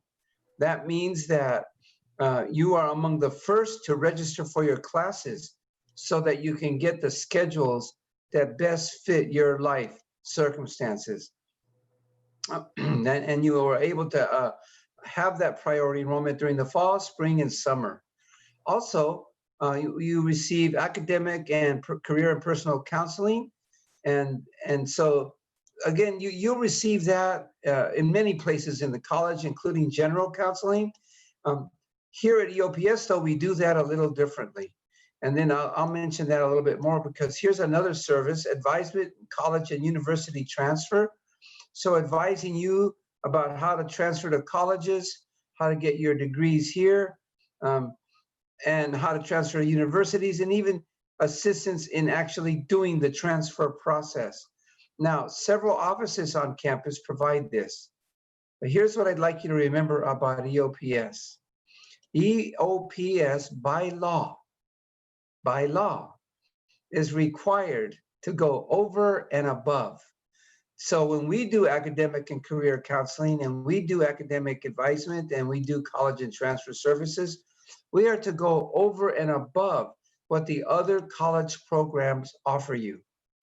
And we're to do that because, again, this program is designed to address the specific needs of people who are really assessed by the government ways of assessing students, and as benefiting from the kind of services that EOPS provides.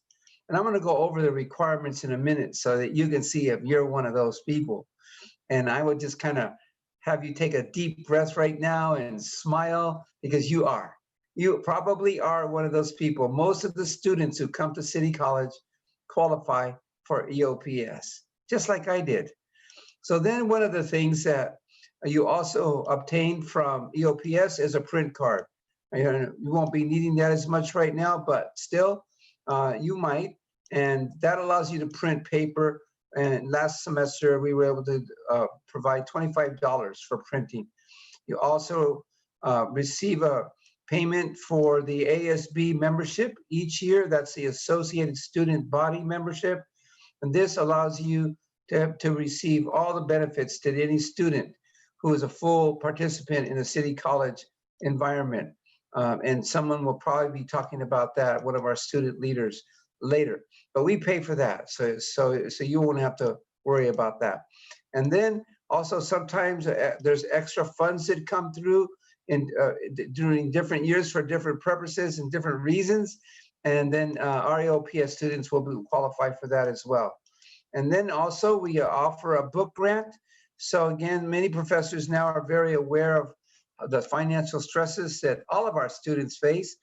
And so, but in EOPS, we make an effort to provide you a book grant. And last year, that means you don't have to pay it back. Last year, it was around $250. And so many professors today are using electronic and digital resources and materials. For example, in my classes, where I teach personal growth, and I develop my own materials. And when I teach statistics and research methods, I am now developing my own materials because they're just so expensive and there's just so much going on. And when we develop our own materials, we use information that other professors have allowed us to use. And so we do research and we gather that. So your information, even from the professors that are not using books, is just as rigorous, high quality as you can get in a book. And then once you've achieved and you've gone through City College and you're doing really well, we celebrate your graduation, and part of that is to purchase the cap and gown for you that you are able to keep for a lifetime. Also, many of our students achieve very highly, and so they qualify as an honor student. And there's a club on campus that where the honor students meet and do things, and we will pay for that fee as well. And congratulate you. And then also there's a scholarship that EOPS offers, and then you are eligible to compete for that EOPS scholarship. So that's kind of basically our program in EOPS. Here's the contact information right here, and you can see all this on the EOPS website. And if you're not comfortable using the website, the City College website, and navigating to this page or the financial page, or the counseling page, or any other program pages that you want to know about your major, what it's all about, and who the faculty are, that's all found on the City College website. And if you're feeling a little uncomfortable about using that, you can also contact us and we'll help you with that. Or you can also contact the peer mentors and you'll be hearing about them too. They're just awesome. And they will help you navigate your portal and the City College website as well. So then I just like to share with you a little bit about the qualifications for getting into EOPS. So if you are, you need to be a California State resident, but you may think you're not. And so I'm going to comment on that a little bit after I talk about a little bit more of these things. But if you really want to know, you go to the admissions office or go to the admissions page, and contact them, and they can tell you for sure. I guess I'll just modify my presentation a little bit and start it now this way. So sometimes we think kind of like, well, maybe we don't qualify, or here's another requirement. You need to plan to be taking 12 units a semester. That's usually about 4 classes, 3 units each, and to be a participant in EOPS to qualify. But sometimes things happen and there's flexibility.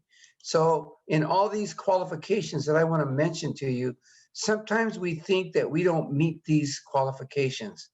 So I would encourage you, apply anyway, investigate, because our college community is really creative and looks for ways to understand your unique circumstances, to see how we can find a way to support what it is that will enhance your ability to be successful at City College. So with all these qualifications, which are only about 4, residency, take 12 units, qualify for the Promise Grant, or what used to be the Board of Governors fee. You don't know what those things are, that's fine. We will explain those. The financial aid office will explain them. Go to that Zoom session they just talked about. So then again, you might think you don't qualify for, and you might have heard that somewhere. So still apply if you want to the EOPS, and we'll be happy to look at that. And if there's a way that we can find to qualify you, we're going to do that. And then another qualifications that you have less than 70 units. So this not completed 70 units. Most of our students don't have to worry about that one, but if you do, that's okay, still apply. Why? Because once we look at the 70 units, there might be ways that we can say, well, that unit doesn't really count for this program. And that takes a real familiarity with the law and the program. And so we're very familiar, and we can see if there's a way to get over that, if that's something that you're close to having 70 units. And then here's this general phrase, if it's determined that you have educational barriers. And so I always like to tell people, well, everybody has some type of educational barrier. Like for me, sometimes I'm reading and I'm like wondering, hey, what did I just read? Now I have to read it again. Well, that's kind of an educational barrier too. So that's a very broad statement there. It's the reason the law has that in there is because we want to really be sure that we're getting to know you and understand you. We want you to feel that we really want to know you, because that you belong here, that we're here to serve you. And as we get to see who you are and what you are all about and what you want to do, then we can find ways to support your achievement. And that's what we mean by educational barriers. So Lori, how are we doing? Excuse me, we are doing well. You have 6 more minutes if you'd like to talk about one of the things that students may not know is that a lot of EOPS students qualify to be in our Phi Theta Kappa Honor Society, and that the fee for that currently is $80, and how EOPS covers that. So again, breaking down barriers. So that's right here, the Honor Society, and yeah, we are really happy to pay for that. And if it's $80, it's gone down. The last time I heard about it. So yeah, we do pay for that, and it's just really a wonderful time for us when we see that you've achieved that grade point average. So when you get there, you're on the dean's list and you're an honor student. Many doors open up for you there.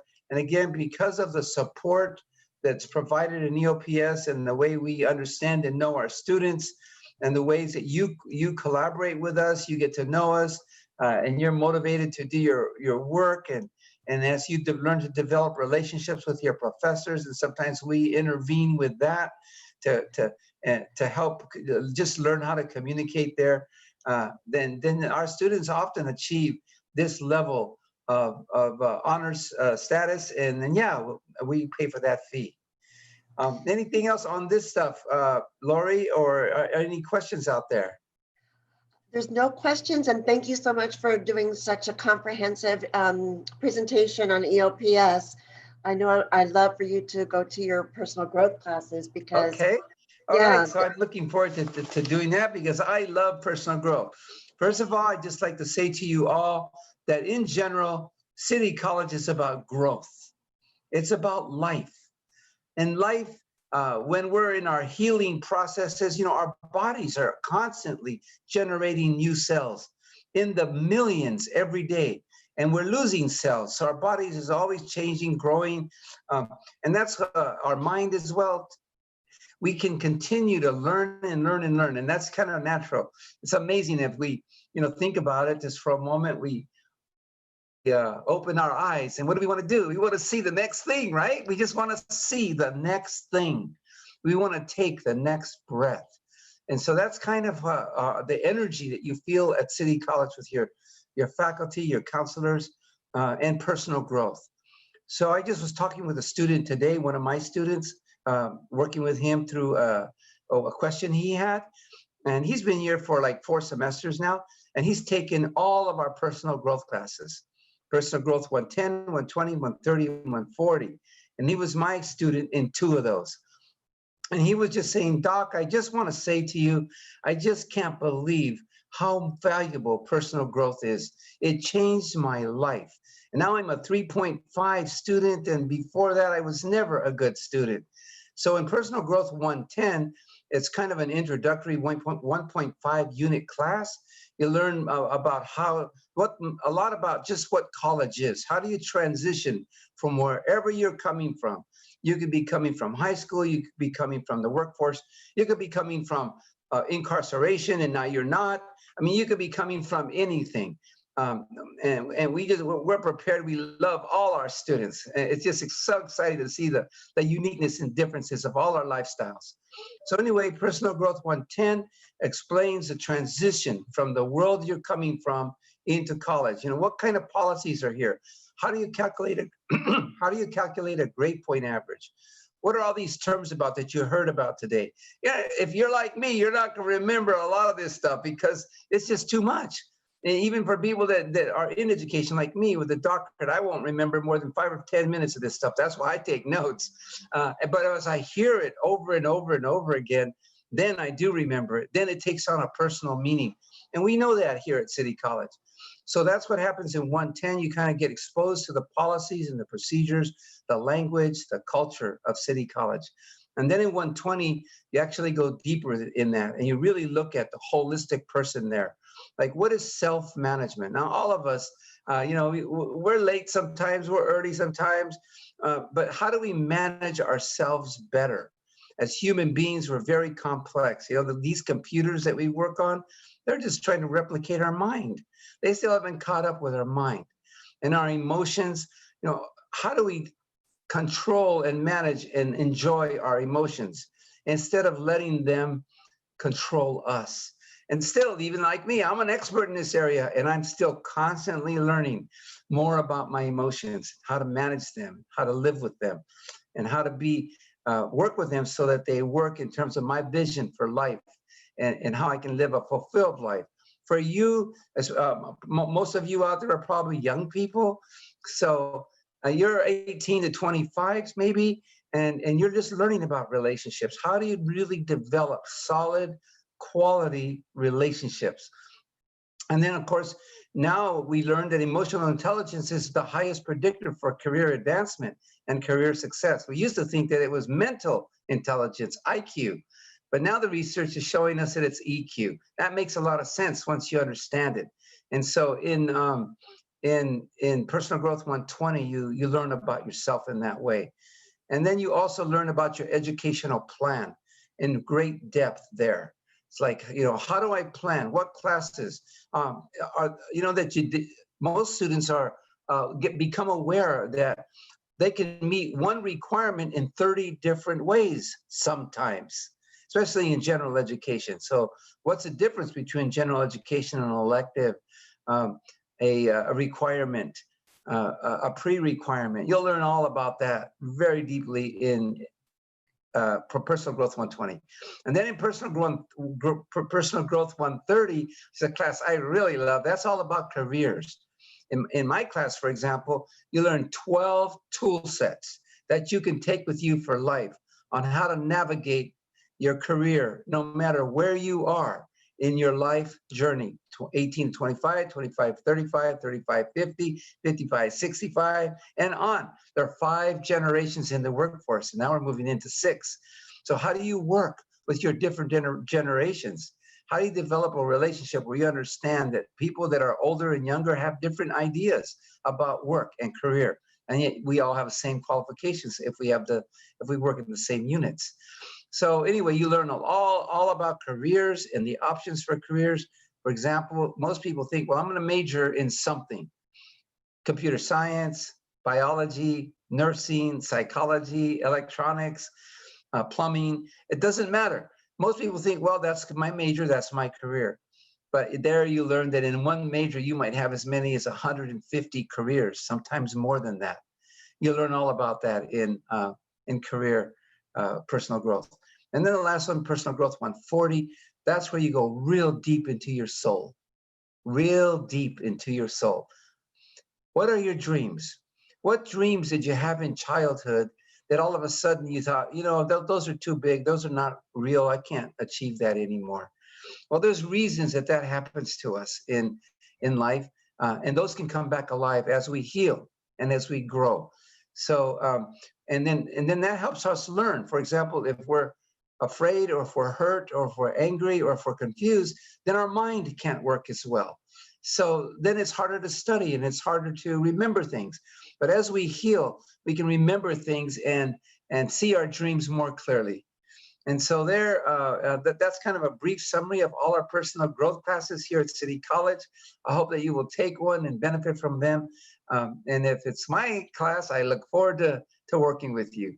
Take care, everyone. Thank you, Lori. Thank you so much, Doc. We appreciate you so much.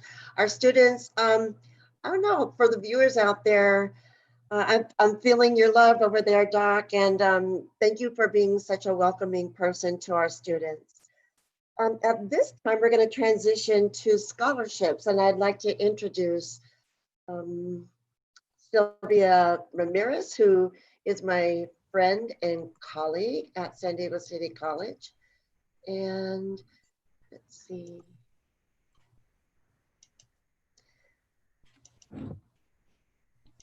There she is. This is, Sylvia, I am, hang on just one moment. I'm working to spotlight you and Oh, no worry. I don't, there it is. Hi, So thank you. my name is Sylvia Ramirez, and I am the scholarship coordinator here at City College. And if you listened to Doc's presentation, you would have heard that we have multiple scholarships, especially some for those who are in EOPS. I am going to share my screen today just to highlight a few of the fun scholarships that we have coming down the pipeline for the fall semester. So as I said, my name is Sylvia Ramirez. My email address is located at the bottom of this slide, and I work in the Office of Student Affairs. When it comes to scholarships at City College, we have an abundance of scholarships specifically designed for our San Diego City College students. So what that means for you is that you are only competing with those who attend City College and meet the requirements for each scholarship. Each year, we have about 45 to 50 scholarships that are unique to City College students, including EOPS, major specific, as well as GPA specific and some that are not GPA specific, but are related to community service. We here at City College do pride ourselves in helping out our brothers and sisters when they are in need. So community service is a huge portion when it comes to scholarships. Also, because I am speaking about a little bit about community service, know that the Office of Student Affairs does offer opportunities for community service. So when and if you visit our website, you'll see those highlighted. If you participate in one of our community service events, you can use those hours to fulfill scholarship requirements. So we're going to move on to the next slide so you can see that we have scholarships geared towards our continuing students who complete 18 units at our school. If you're a new student to the fall semester, but have completed 18 units or less at City College or at another college, please contact me at my email and we can kind of go over what scholarships may be a great fit for you. We have a special website where all of our students need to upload a few documents to create their scholarship profile to be able to participate in the scholarship cycle. So I can go ahead and I will cover that website in the next few minutes. We currently have a few opportunities listed out there right now for our students. We have a great partnership with a group called Friends of Downtown. Friends of Downtown is a long donor to San Diego City College. They have given over $600,000 just to our students. And each year they kick off the scholarship cycle for us, awarding more than 40 scholarships specifically to San Diego City College students. That scholarship application opened on August 17th and will close on September 27th.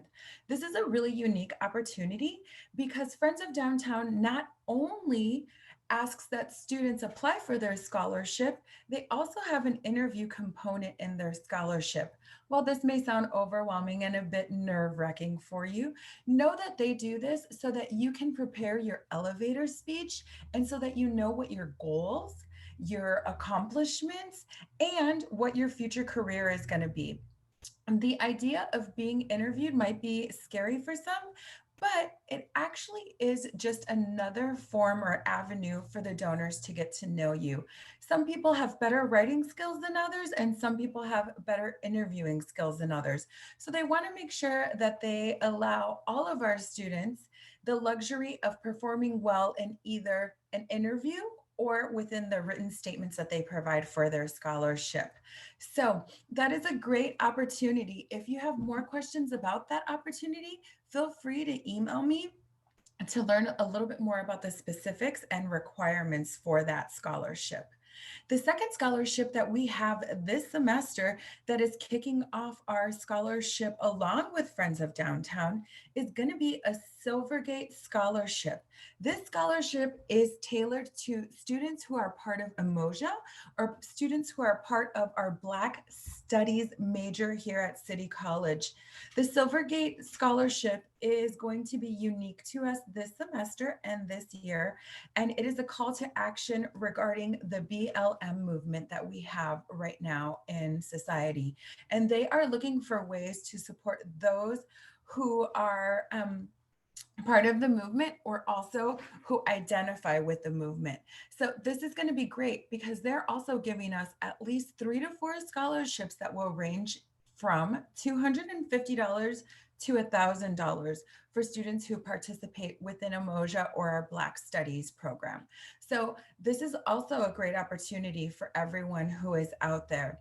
If you do not meet the requirements for Friends of Downtown or the Silvergate Scholarship, we have one more longtime donor who is the SL Scholarship Foundation.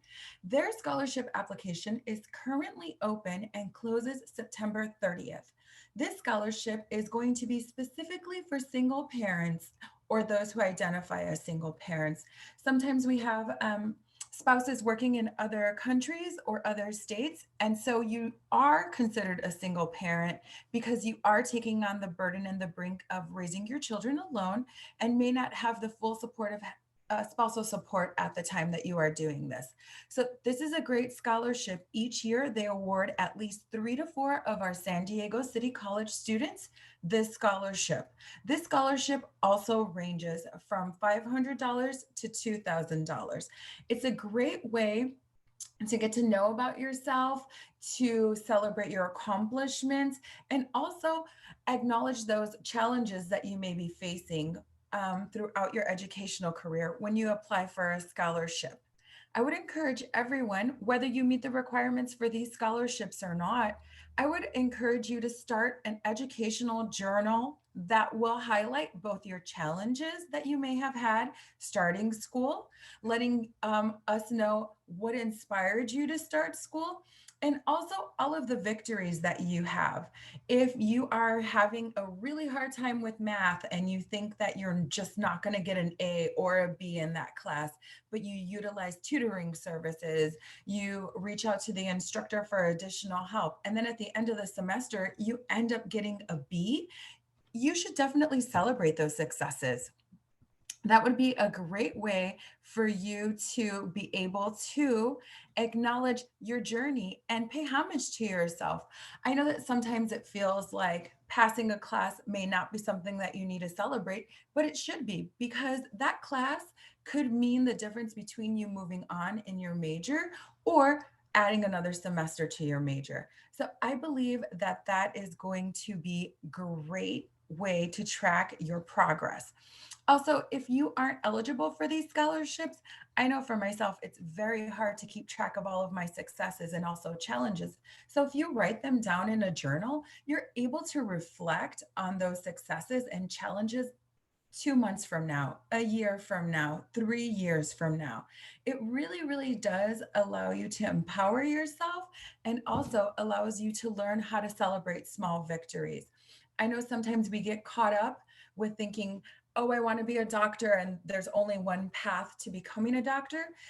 While that might be true for you at that point in time, if you allow yourself to be open and see multiple paths and allow any challenge that comes your way to empower you instead of paralyze you from moving forward, then that's kind of one good way to look at the journal.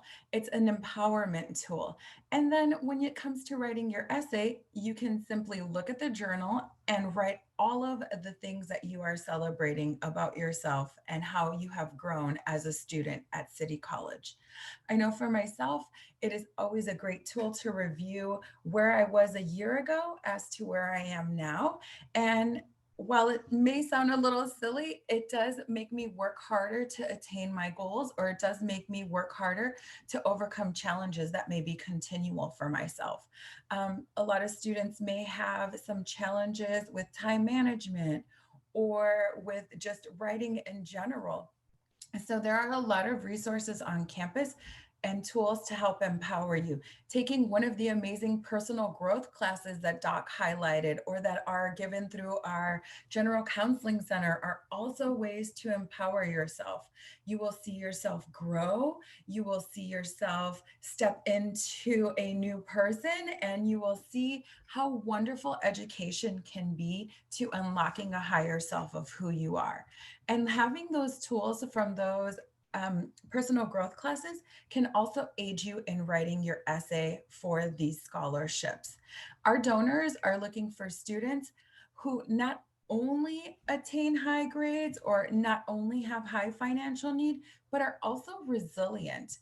Donors want to invest in someone who is goal oriented and who knows what path they want to follow. Now, if there are a few roadblocks while you're walking down that path towards your educational journey, don't be embarrassed of those. Highlight those, be a little vulnerable and talk about those. Everyone has something that has presented itself as a roadblock as they are either going through their academic journey or their career. So those things should be acknowledged. A lot of times we shy away from those things and we say, well, I don't want to talk about that. That's not really what I think the donor might be looking for. But you never know what the donor is looking for, and you never really know what might make someone connect with you. So it's in that space of vulnerability that we have that you might be able to connect with a donor. a lot of times students who don't meet a 3.0 are scared to apply for a scholarship. I always tell them, throw your hat in the ring. It doesn't do anything but make you aware of what you might have to work on, or be a great exercise for you and prepare you for the next time there's a scholarship around. You can apply for it at that point in time. Some few other things that we want to highlight are going to be our scholarship website. So I'm going to go ahead and pull that up for you so you can see what that looks like for us. It looks a little overwhelming, but the truth is that it's not overwhelming. We just ask you for a few documents that you will have to upload, and those documents are not available to you until you become a second semester student. We are going to be looking for your grades. We are going to be looking for your educational plan. Those are two things that you can get from the counseling services that are going to allow us as readers and as reviewers of scholarship applications to know that you know what your path is and you know exactly what needs to be done to get there. So these tools are always going to empower our students to go a little bit beyond where they may have felt comfortable before. It's also teaching you how to navigate the My SDCCD portal. Okay, I pulled it up. Let me go here so that I can share it with you, share my screen with you really quickly. There you go. Can you guys see my new screen? No, probably not. I didn't hear anything back from No, no, we couldn't. Well, wait a minute. See, our next presenter is his. No. Oh, did our next presenter walk in? She's arrived. Okay, well, if you want to learn more about scholarships and the website that I was going to pull up, please tune in to our PM session because I will have a full 15 minutes at that point in time. Thank you so much for letting me share a little bit about scholarships right now, Lori. I appreciate it. I appreciate you for stepping in so much. I really appreciate you, Sylvia, and I look forward to our session this afternoon. All right, I'll see you guys then. Bye-bye. Okay, thank you. Bye-bye. So now what I'd love to do is this is our last presenter for this session, and I'm going to introduce Tracy Kaiser. She is, or Dr. Tracy Kaiser, math professor here at San Diego City College. And I am going to ask Sylvia if you'd be so kind to stop share. Oh, thank you so much. Let me get Tracy on. Tracy, welcome, and thank you so much for coming. I'm going to go ahead without further ado and allow you the space to talk. Okay, thank you. Thanks for having me. Good morning, everyone. As Lori mentioned, I am a math professor at City College as well as the director of the Math Center. And I'm just on here today to share a little bit about our services and what we're offering for the fall. Am I able to share my screen as well? Do you have permission, Lori? Yes, you have permission. Okay, awesome. Thank you.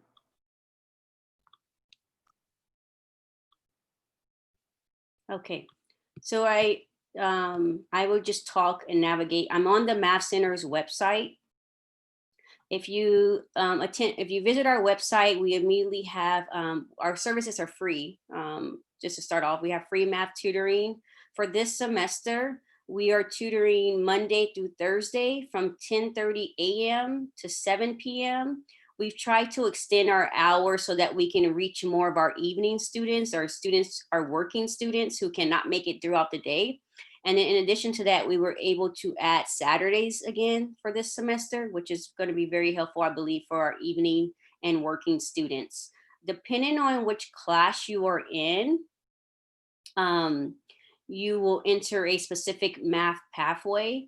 And let me go back because I don't think it's on here. Our services, yes, it's right here. We always start a week after the semester begins. So our tutoring services will begin on Monday, the 24th. So if you try to receive help from tutoring anytime before that date, no one will be at the Zoom session to help you out. So please note that it starts on next Monday, starting at 10:30 a.m. It would be much easier so that you do not have to navigate through the website. If you come here for the first time, we have our own Canvas shell, and you can self-enroll by simply clicking to self-enroll. And it's as simple as the moment you click here, since I'm already enrolled, you will see that I am already enrolled, so it will not show. Let me try to go through Safari so I can show you what it looks like.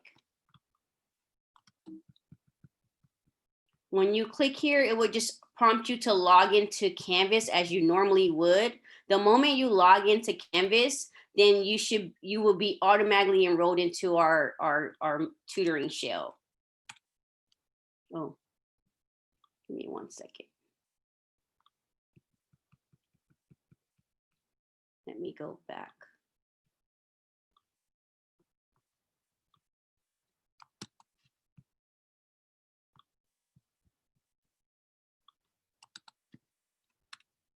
Let me see if this browser will allow me to. Perfect. So when you, as a first time student, trying to enroll, the moment you log into, or the moment you click on that self-enrollment link, it would take you immediately to our Canvas enrollment shell. And all you need to do is plug in your username and password as you would if you were just normally logging into Canvas. And the moment you do that, it would appear on your dashboard like this.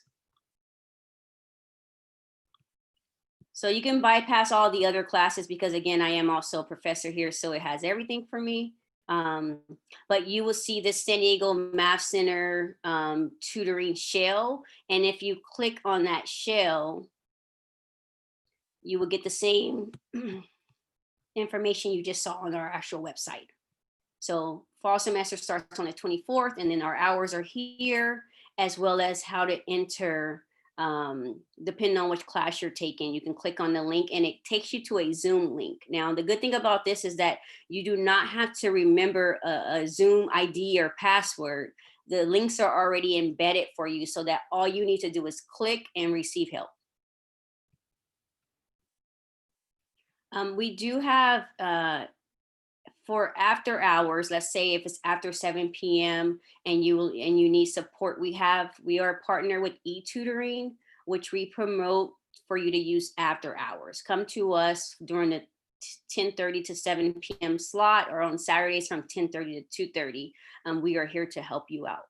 There's more information on the link on our website, or once you enroll into that Canvas shell, and any updates will be on the website, but they will also be in this Canvas shell. And since you're spending more time in Canvas, it will be much easier for you to just self-enroll in Canvas, and you will receive all of our updates immediately. Let me stop sharing.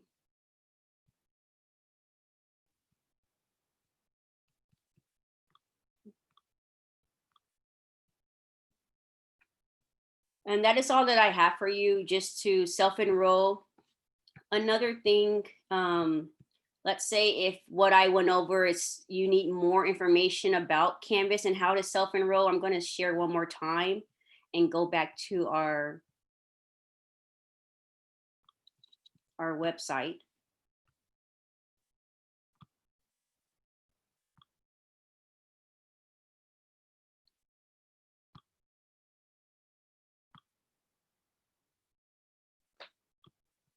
Probably faster if I type it in. We also created, one of our tutors / supervisors created a self-enrollment, how to self-enroll YouTube link, but he also has a detailed breakdown of questions you may have.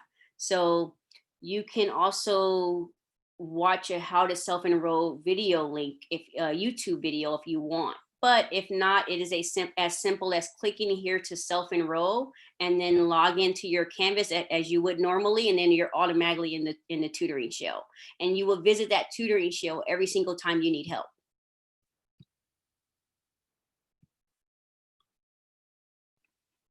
Okay, that is all that I have. Lori, that's all that I have as far as the Math Center is concerned. Well, thank you so much for coming today. That's a lot of information, and I congratulate you on building such a comprehensive and ease of use for the user, for our first-time students, for your tutorial center. Thank you so much for being here today, and I'm sure that our audience out there on YouTube appreciates the information that you were able to bring. Thank you so much, Tracy. We appreciate you. You're welcome. Thanks for having me. Have a nice day, everyone. Thank you. You do the same. Thank you. You're welcome. So that concludes our morning Welcome Week session. And I want to thank everybody for tuning in. Before I conclude, I just want to thank all of the presenters that were here this morning. I want to thank the crew behind the scenes, which is part of our Welcome Week planning committee. They are doing lots of things on YouTube and Zoom, and so I thank you all. I want to thank just you guys for showing up. I'm glad that you're here. I just wanted to ask you, do you feel inspired? I feel inspired every time I see a presentation, no matter if I've seen it once or twice. I'm just always inspired by the way that our faculty, staff, and students are just really have these connections. It's a happy place to be. City College, you will discover, is a very magical place. So we are ready for you to start your journey at City, and we want you here at City because we care about your academic, professional, and personal success. We're here to guide you through all of that, and thank you for choosing City. Happy new semester, and we wish you a successful journey at San Diego City College. Take care, everybody. Bye-bye. Our next session, by the way, begins at 3:15 this afternoon, if you missed any parts of it. Have a great day, everybody. See you soon.